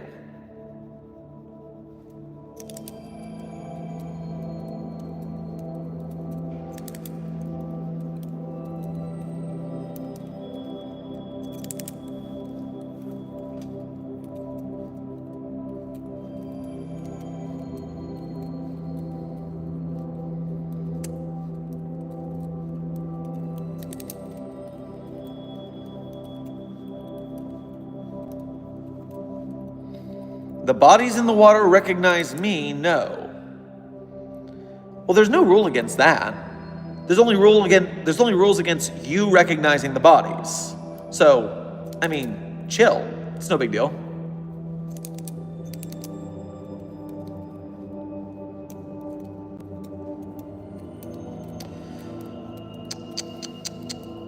What happens if you color 096's face with the darkest paint?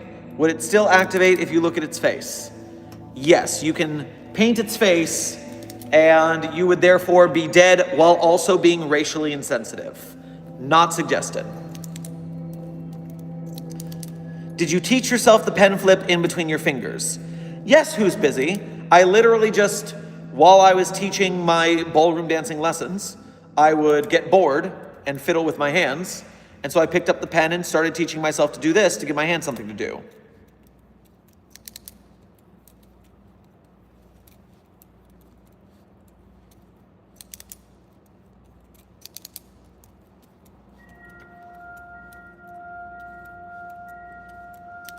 Dr. Sherman, do you always have cameras on the tree or no? If so, maybe it will scream if it thinks it's not being watched. I will stop asking for the answer is answered. I've been asking for 40 minutes. Well, you're very dedicated, and congratulations, you did get your answer. So, congratulations on your success. And the answer is, we do have the tree monitored at all times, because I'm not going to miss that scream. And I want a record when it happens. So yes, the tree is monitored even when no one is present. It still has not screamed.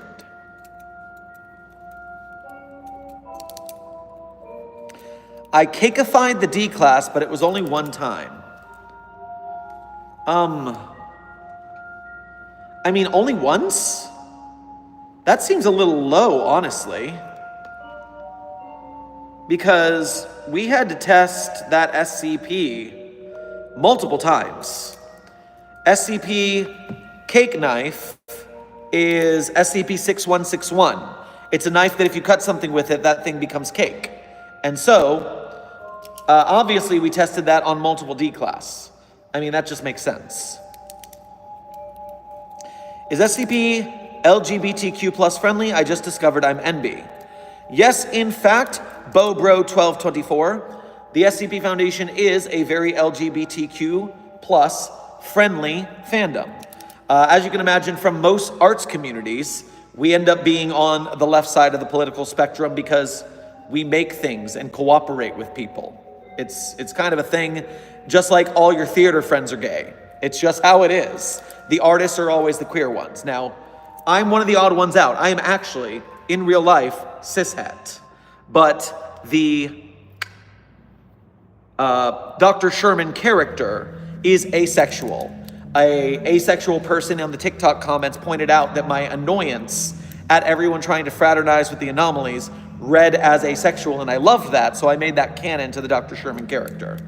So, while I am on the outside an ally, Dr. Sherman is an asexual character, and the SCP Foundation is quite LGBTQ friendly.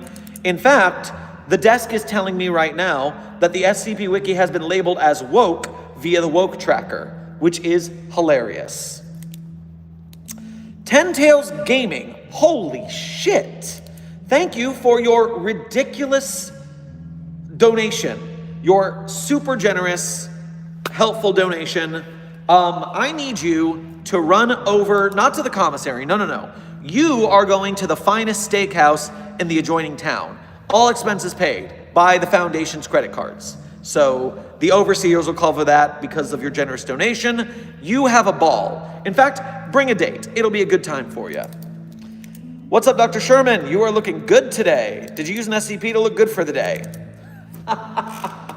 Oh, now I'm having a really good day. Thank you very much. No, this shirt, just the blue and gold, really goes with my complexion. It matches the hair. The jacket is a good fit. And being honest with you guys about health, I've done in the last week a lot to start to change my diet for healthier things. And I can already see changes in my skin complexion, and I'm getting better sleep. So I tell you, when I tell you guys being healthy helps your life, I highly suggest it the best you can.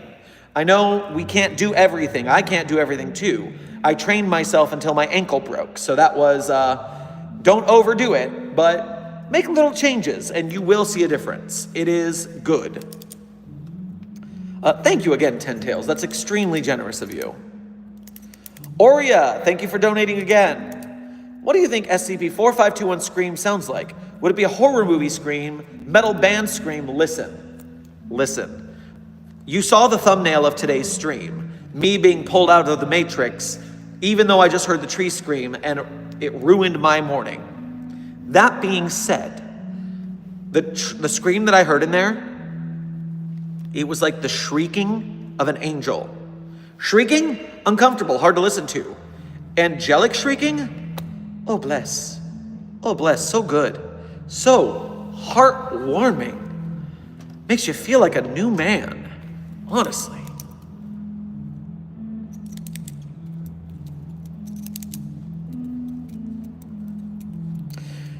Walker, Dr. Sherman, I used to be able to flip a coin like you do your pen, but I had a small stroke and can't anymore. I'm so sorry to hear that because honestly, I've been wanting to try the coin version. The coin version looks really cool. It's something that I've wanted to add on to, but oh, that's really cool you were able to do that, and I'm sorry you can't anymore.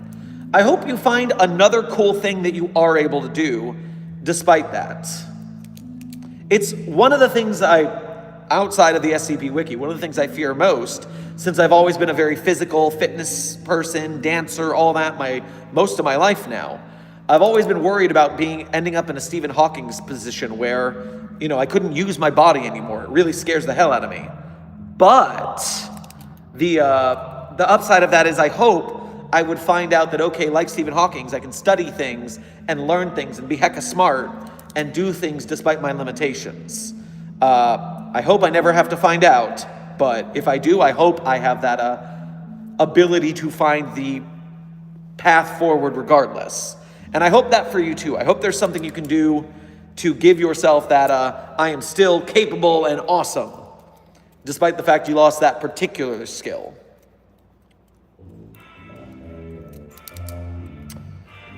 Rebel Commander, thank you for donating again. Broke the wood chipper, drawing on it, it's screaming. I really wish that we could contain this down to one pencil so we could try it on the tree, but at this point, we just need to burn down those anomalies. It pains me to think of it, but I would really prefer to test it on the tree, but this sounds like it's too much. Just bring out the flamethrowers, security staff. Zerdrin, can I join the Annoyed Ace Club?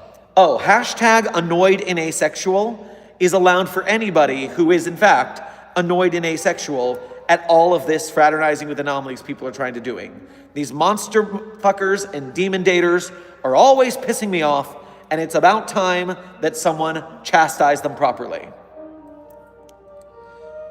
Daddy Pudding, thank you for your first donation to today's stream. Make sure to grab yourself a cup of lime jello on your way past the commissary. What are the strongest days of the week? Saturday and Sunday, because the rest are weekdays, and those are weekends. The dad-father joke has now made weekend weather far harsher and more erratic. Oof. Oh, that's some delicious dad joke right there. I appreciate your contribution to this chat greatly. Anybody who disagrees with dad jokes, you're wrong. Dad jokes are the best jokes.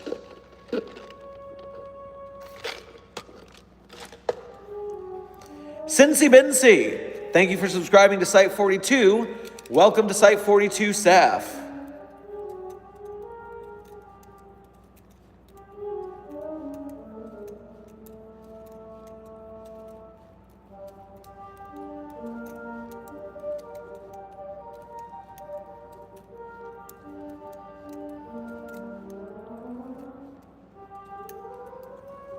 Hey, I'm getting healthier as well. I'm so glad to hear it, Bro. Getting healthier by any means necessary, even the smallest bits. Every step in the right direction is, well, a step in the right direction. Yeah, still right.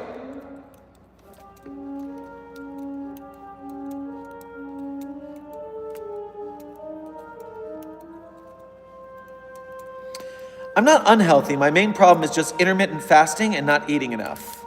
So Zerdrin, I tried intermittent fasting in the past, and I did have some results in weight loss from it.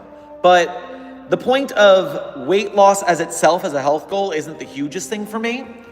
Usually, the problem with weight loss is that you have to eat so little, and you have to make that your lifestyle, like a monk.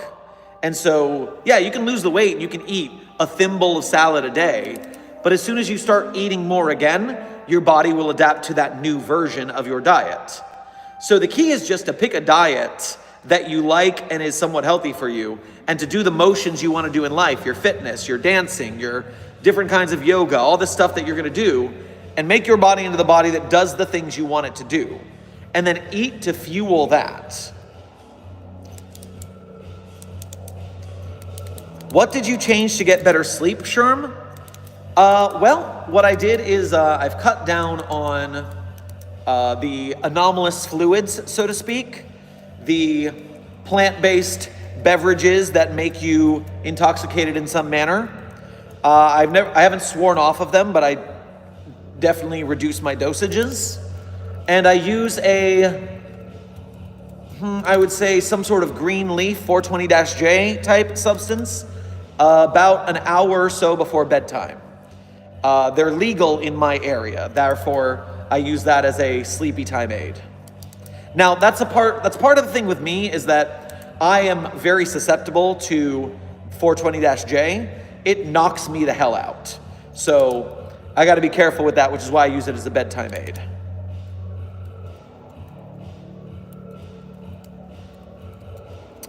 I'm writing an SCP that makes you think and speak in numerics, so A is 1, B is 2, and so on.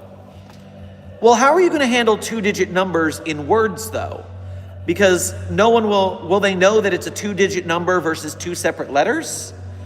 That's a tricky language to try and write down, and just in digits. But hey, maybe you got a plan.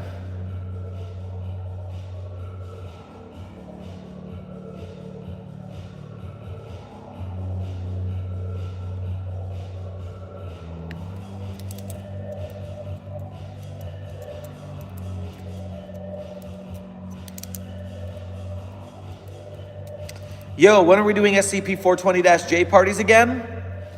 Zerdrin, when morale is needed, morale shall be brought. Believe you me.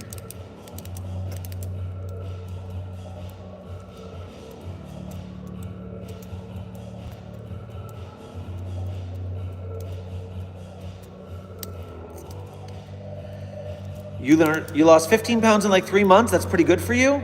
Yeah, 5 pounds a month ain't bad. That's a nice,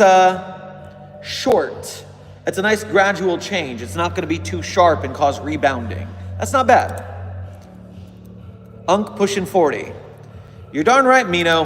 38 years old and still being awesome.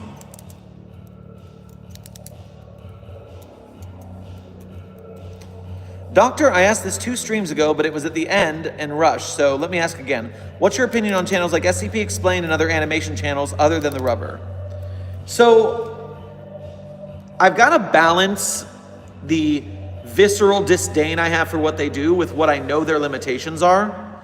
Because to me, my first instinct, my first feeling, the gut feeling is that they're lazy, fly-by-night, sheep, they're not doing good research.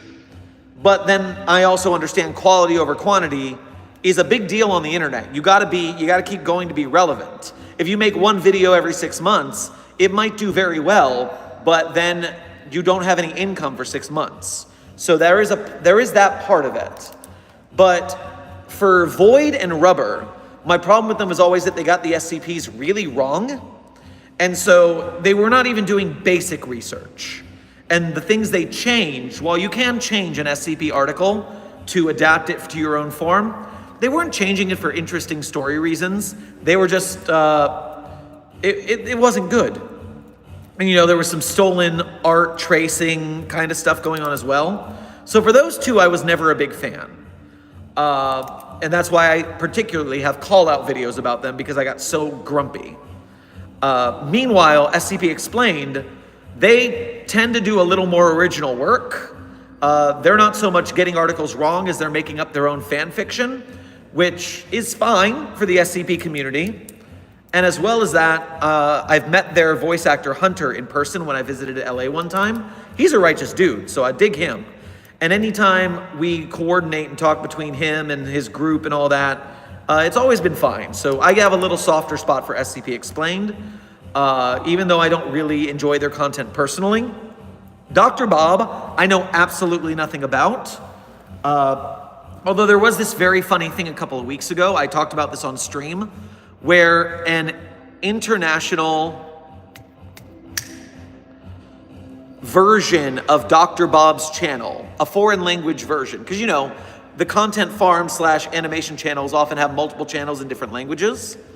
This foreign language version of Dr. Bob stole a video, it seems like, from SCP Explained, and they did it in a different language.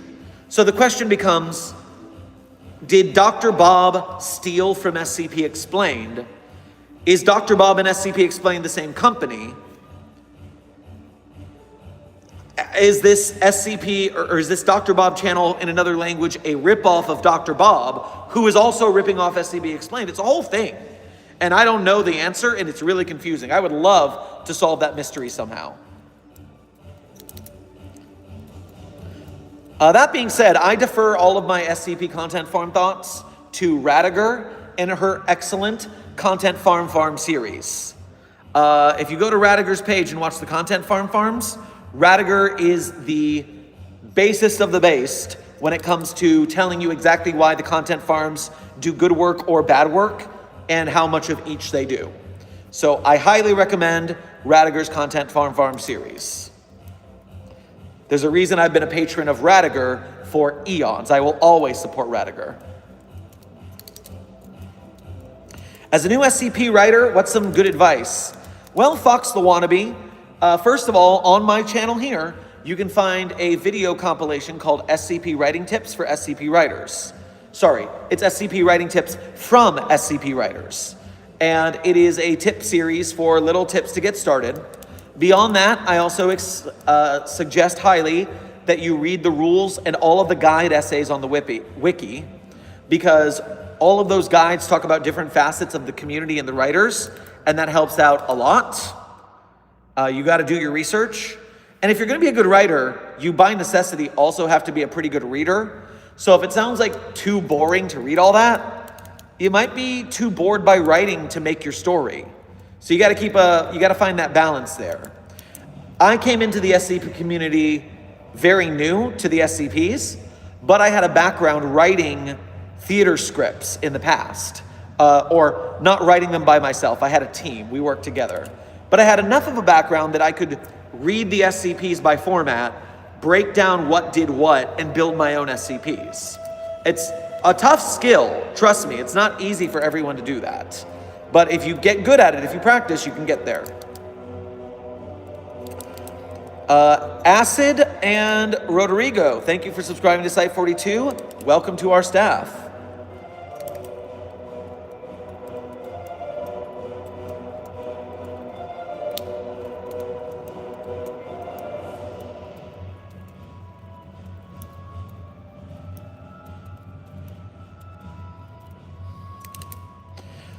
King of ADHD, thank you for being in the chat today, and thank you for being a member. Thoughts on SCP-049-J? Not gonna lie, I enjoy its pointy doctor stick. Oh, don't take that out of context. No, I meant the literal bat, the stick, the pointing doctor stick. Don't get your heads out of the gutter. Don't fraternize with the anomalies.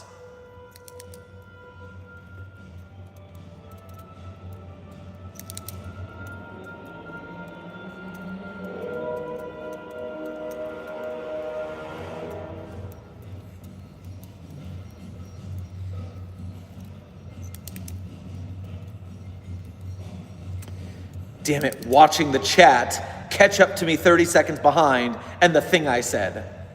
Absolute humiliation.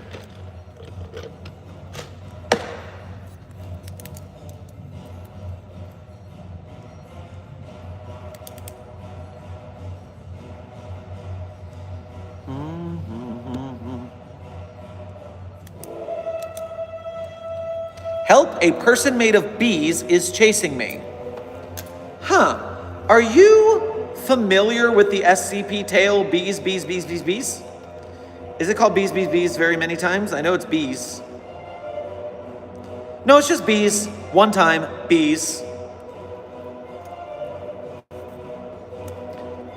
What if nobody realized that the bees had an evil plan? What if bees were censored by the government? What if bees hacked your Facebook? What if someone wrote on your wall about bees? What if cats vomited bees? What if bees could travel through paintings? What if bees was a science and was subject to bee review? What if bees are contagious? What if there was a bee gun? What if you forgot to reload the bee gun? What if the computer monitor could produce bees? What if bees start demanding civil rights? What if the Magna Carta has been bees the whole time? What if rabbits swore allegiance to the bees? What if Chinese bees? What if millennial bees? What if bees were four-dimensional? What if bees were time travelers? What if time travel turns you into bees? What if time travel requires bees? What if you could replace explosions with bees? What if instead of movies, there were bees? It's just so fun to read that. I feel like I'm reading a Dr. Seuss story. Whoever wrote that, I appreciate bees on the SCP Wiki so much. And if you're being chased by a person made of bees, I suggest you travel back in time so that you are also bees. Terragal, thank you for your first donation to today's stream. Make sure to grab yourself some bees on your way past the commissary. I mean, some honey. Some honey. Do you by chance have any work for me? I'm immensely bored and considering fighting 682. I want a rematch from his last security breach. It's last security breach. It's. Not he, not she, it. And, well, if you're hankering for a fight, hold on. I know where I can send you. This will be even more fun than fighting 682.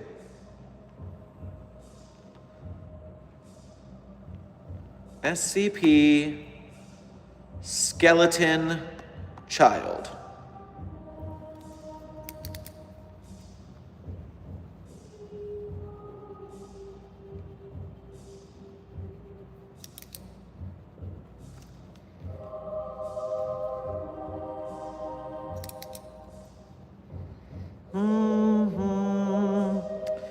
Where is the skeleton child?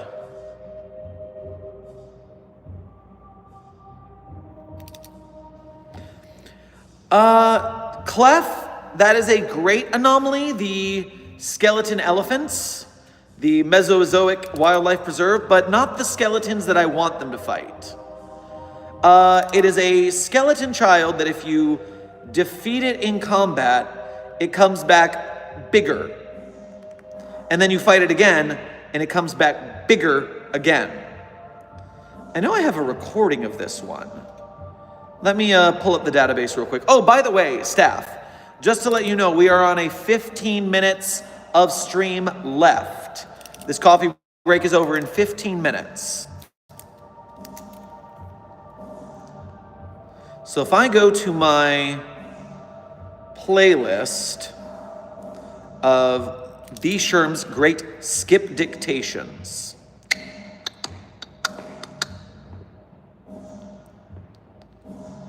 SCP-6564, SCP-6564, fight, baby. I'm gonna have you fight a baby, Terragal. Fight that baby. So 6564 is the animate skeleton of a child. And when you beat it in combat, it grows to a full-grown person skeleton. And then if you beat it again, it becomes a Dark Souls boss. And if you beat it again, well, we don't know. But we'd love to see you try. Fighting 682, we've seen it done 100 times. We know what happens. But I want to see the next level of Skeleton Baby. So go fight SCP-654 and tell me how it went. I need to know what happens with Skeleton Baby. Zerdrin, I'm making him fight a baby because I need to know what happens at level 4 of baby fighting, obviously.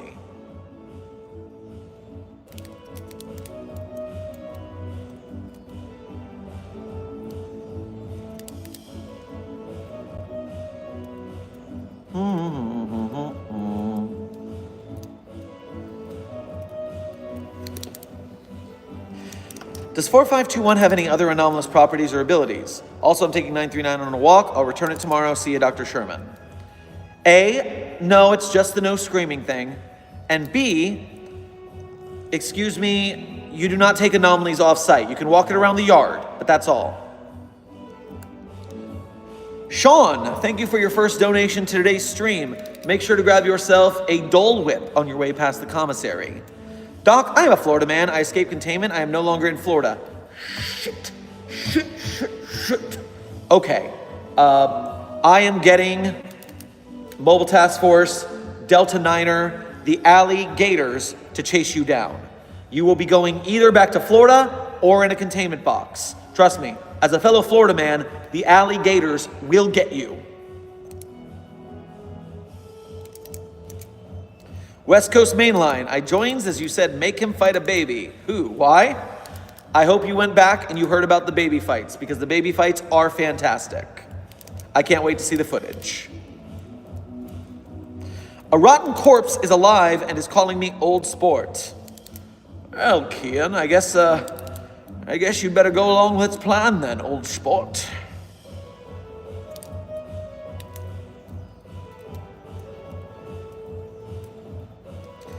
It's Florida. Anomalies are its. I'm sorry, did I misspeak? If so, my bad. Ash, your pen skills are amazing. Thank you. I've been practicing this for dang near 10 to 15 years now, so about time.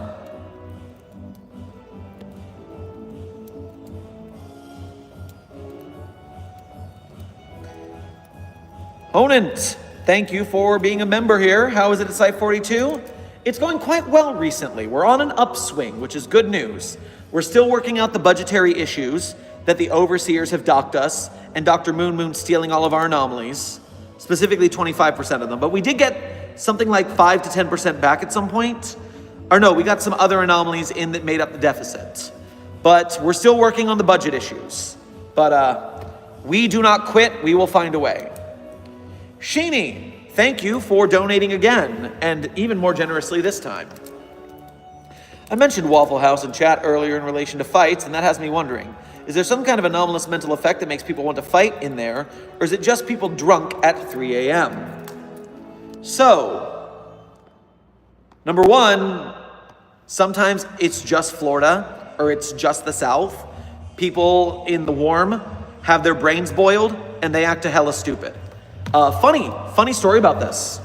Professionally, as a ballroom dance instructor, I learned from my first studio, you never keep the AC above 69 degrees. Very nice. But not only just because it's nice, it's because you want a ballroom dance, you want to do physical stuff. If people come in and they start dancing and they start sweating, if they start getting hot, they also get bothered. And not in the hot and bothered fun way that people who want to fraternize with anomalies keep bringing up, you jerks. No, they get irritable. People in the heat act stupider. They act angrier. And so we keep the studio cool because it keeps the people compliant. It makes for a better social experience. It is literally a simple form of mind control. So the heat is bad for your brain. Extreme temperatures are not good. You want to keep it chill. You want to keep it the right temperature. Now, besides the late night and the drunk and the heat, I know, let me see something real here.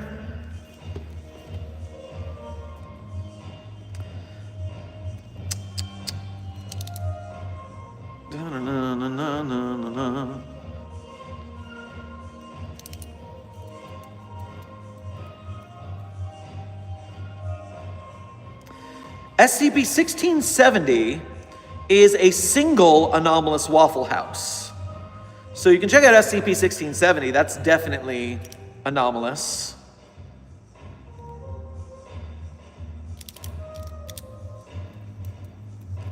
And there's also a tale called A Nice Waffle Dinner that includes a Waffle House, but it's not capitalized, so I don't think it's an actual Waffle House. Oh, wait, is that Hey, there's another anomalous Waffle House. Oh, no, that's Fandom Wiki. Never mind, that's not canon. Don't get lost in the sauce.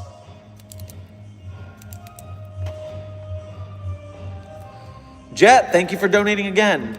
Any work need doing? I'm bored and out of shandy. You know what? I need you to go with Terragal and record the baby match. I want you to record the baby fight so I can study it later with some popcorn.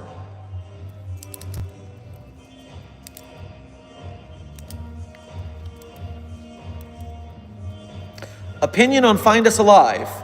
Well, Tadpole, Find Us Alive is an excellent SCP podcast made by friend of the channel Radiger, who we were just talking about a couple minutes ago.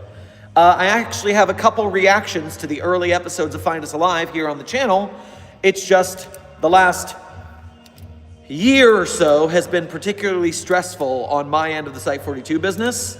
And so I've been kind of drowning in trying to catch up. And that means I haven't had time to settle down and get back to reacting to that or Lennox Mutual.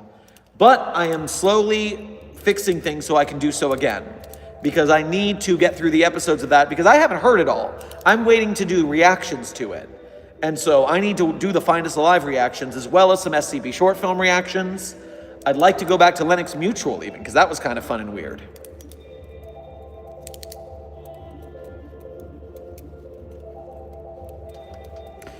I would like to watch the baby match live.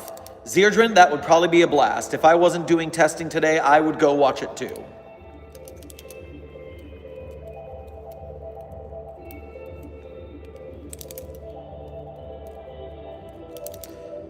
By the way, Doctor, we are not its, so excuse me. As an anomaly in hiding, I can say with confidence we are capable of shapeshifting to human form. Just because you can shapeshift to a human form doesn't make you human. You are still an object, you are still an entity, you are still not a person.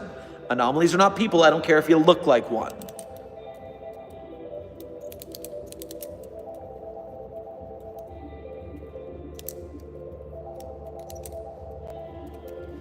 I'm working off-site, but can you stream the baby match afterwards? That's obviously I'm not doing testing off-site. As I said, we're going to have a recording of the baby match, but I don't know if we can get a live stream set up in time, because Terragol seems to be on a warpath.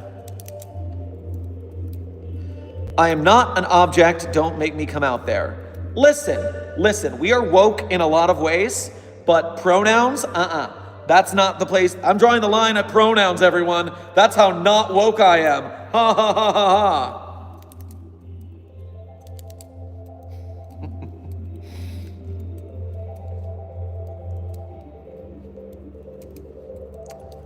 Is Pride Month an SCP? It powers up all LGBTQ people a certain amount. So is it an SCP? And if it is, what's its classification? I don't think we have a Pride Month SCP. Meaning I don't think that Pride Month is considered anomalous by the SCP community. I mean, it did start a whole frickin' war a couple years ago. That was annoying. The anti-wokes got really mad at us. Oh, 4493 has something to do with Pride Month.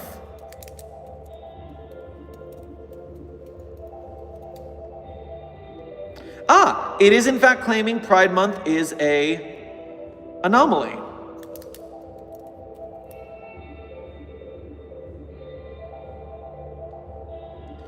And it's something like a gamer against weed article, I think?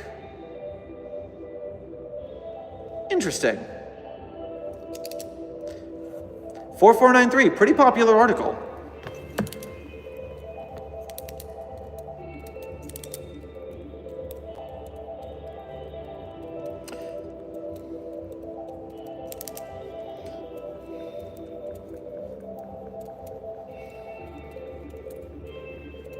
Strongest SCP, Luis? Strongest SCP is 6101. Hands down. The most powerful of all SCPs is 6101. No controversy, everyone agrees.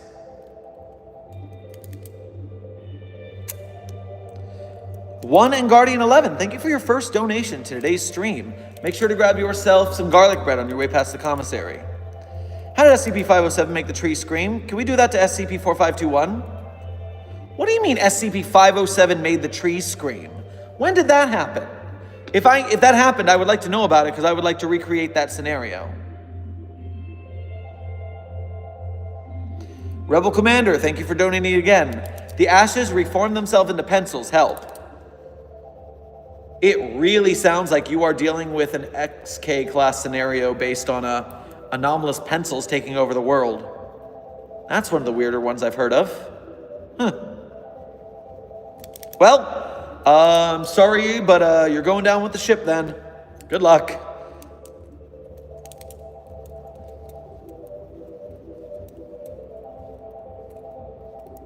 Shouldn't the strongest SCP be the Scarlet King? I've drunk a bit of Shandy, so I'm not thinking straight, but listen, Jet, Shandy or not, SCP-6101 is the most powerful SCP. It says so right in the document. It is the first statement. I don't know how to make it any more clear than that. Description. SCP-6101 is the most powerful SCP. What do you want me to say? I can't argue with the facts.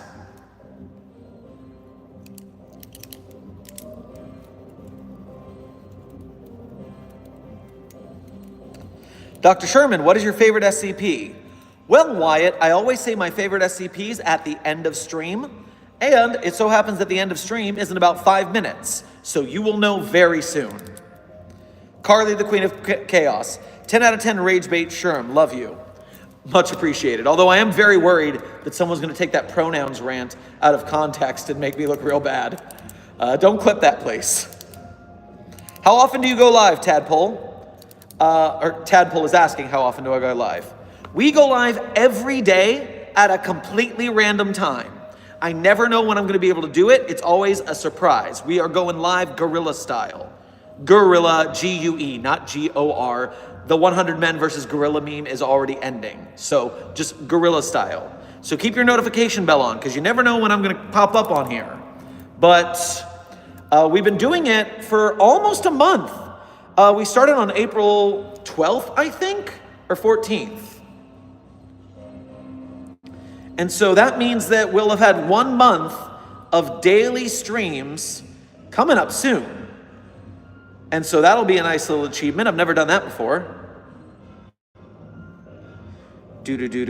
Oh, this doesn't say the dates. That's so inconvenient.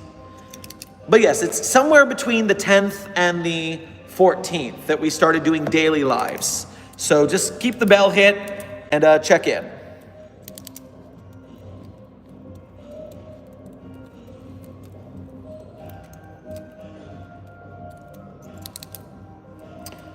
If 6101 is the most powerful SCP, does that make number 1 doggo the true 001?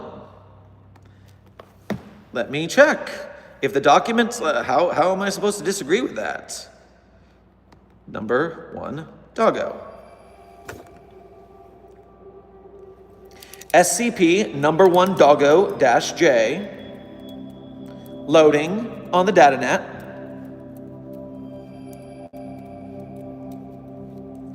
Waiting for the database. And there we go.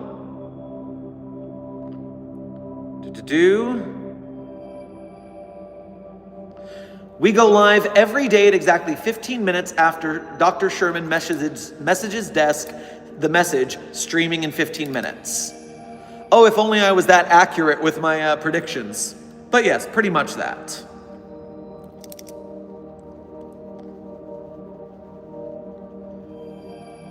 Well, if number 1 doggo says it's a true 001, then how am I supposed to disagree with that?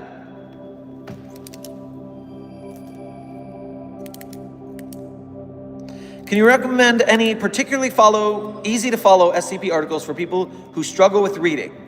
Angry Void Friend, I've got the perfect thing for you.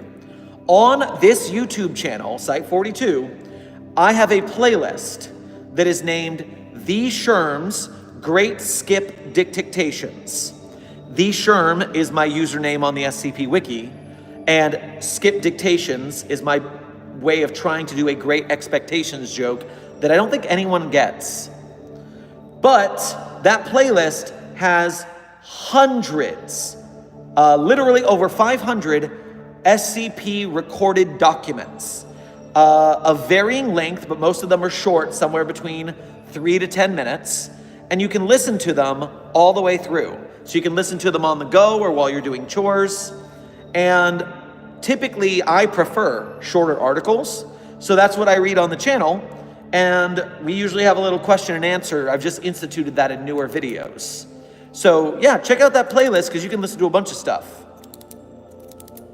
They're usually pretty straightforward. Some of them are confusing, but usually you'll get them. Emo Pan, can I be pansexual and an anomaly? Just asking. Also politely, can I get on your good side? If so, how? So, many anomalies have sexualities of all types. That is not something we care about in containment, especially because you're not going to be fraternizing with anybody while you're in containment. So, there's that. Meanwhile, everyone's on my good side. My good side is every side. Thank you very much. Dr. Pepper Dragon, thank you for your first donation to today's stream and right at the buzzer. Make sure to grab yourself a Dr. Pepper flavored ice cream on your way past the commissary. Site 19 has a D-class shortage and now I'm stuck cleaning 173 cell this evening. Thursday can't come soon enough. I want to come back to Site 42. Oof, that's rough, buddy. Godspeed, and don't blink.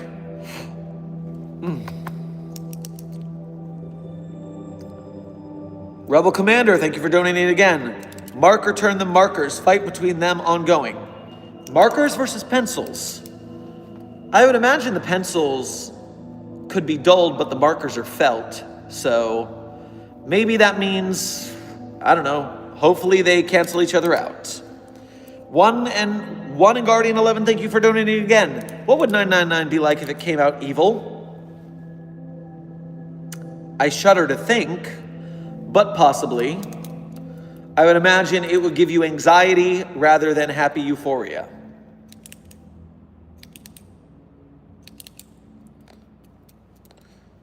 All right, everyone, we have reached the end of stream. I need to get ready for today's tests. So, as always, at the end of stream, I tell you guys my favorite SCPs. Now, obviously, I'm not going to list the SCPs I wrote. That would be cheating. I wrote those SCPs. Of course I love them. No. If you want to read the SCPs I wrote, you can go to the Sherm's SCP author page and Site 42 Hub, which is on the SCP Wiki. And while you're there, you can enjoy my articles. You can also check out our Patreon, our channel memberships, our Ko-Fi, our Cameo, our all sorts of different places you can help support the Site 42 project so me and the team can keep making bigger and better SCP projects. So we thank you for your support in whatever way it is, even if it's just liking and sharing and watching the videos and streams. That is enough, although we appreciate your donations as well. They help a lot.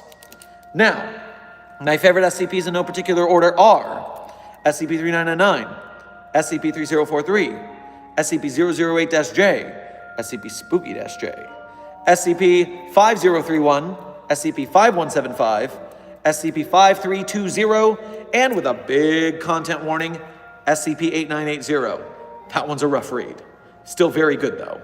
One more time through. 3999, 3043, 008-J, Spooky-J, 5031, 5320, 5175, and 8980. Content warning for that last one. I hope everyone here, SCP Foundation staff and Site 42 staff, you had a good time at this coffee break. A longer than usual coffee break. Good for us. You guys, take care of yourselves. Do well on your test and documentation. Be safe, be well, and as always, secure, contain, protect.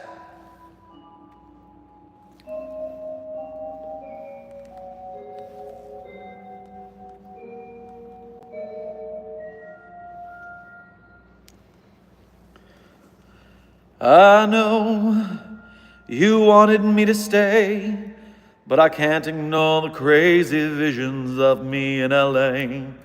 And I heard that there's a special place where boys and girls can all be queens every single day. I'm having wicked dreams of leaving Tennessee. Here's Santa Monica, I swear it's calling me. Won't make my mama proud, it's gonna cause a scene. She sees a baby girl, I know she's gonna scream. God, what have you done? You're a pink pony girl, and you dance at the club, oh mama. I'm just having fun on the stage in my heels. It's where I belong, down at the Pink Pony Club. I'm gonna keep on dancing at the Pink Pony Club. I'm gonna keep on dancing down in West Hollywood. I'm gonna keep on dancing at the Pink Pony Club. Pink Pony Club.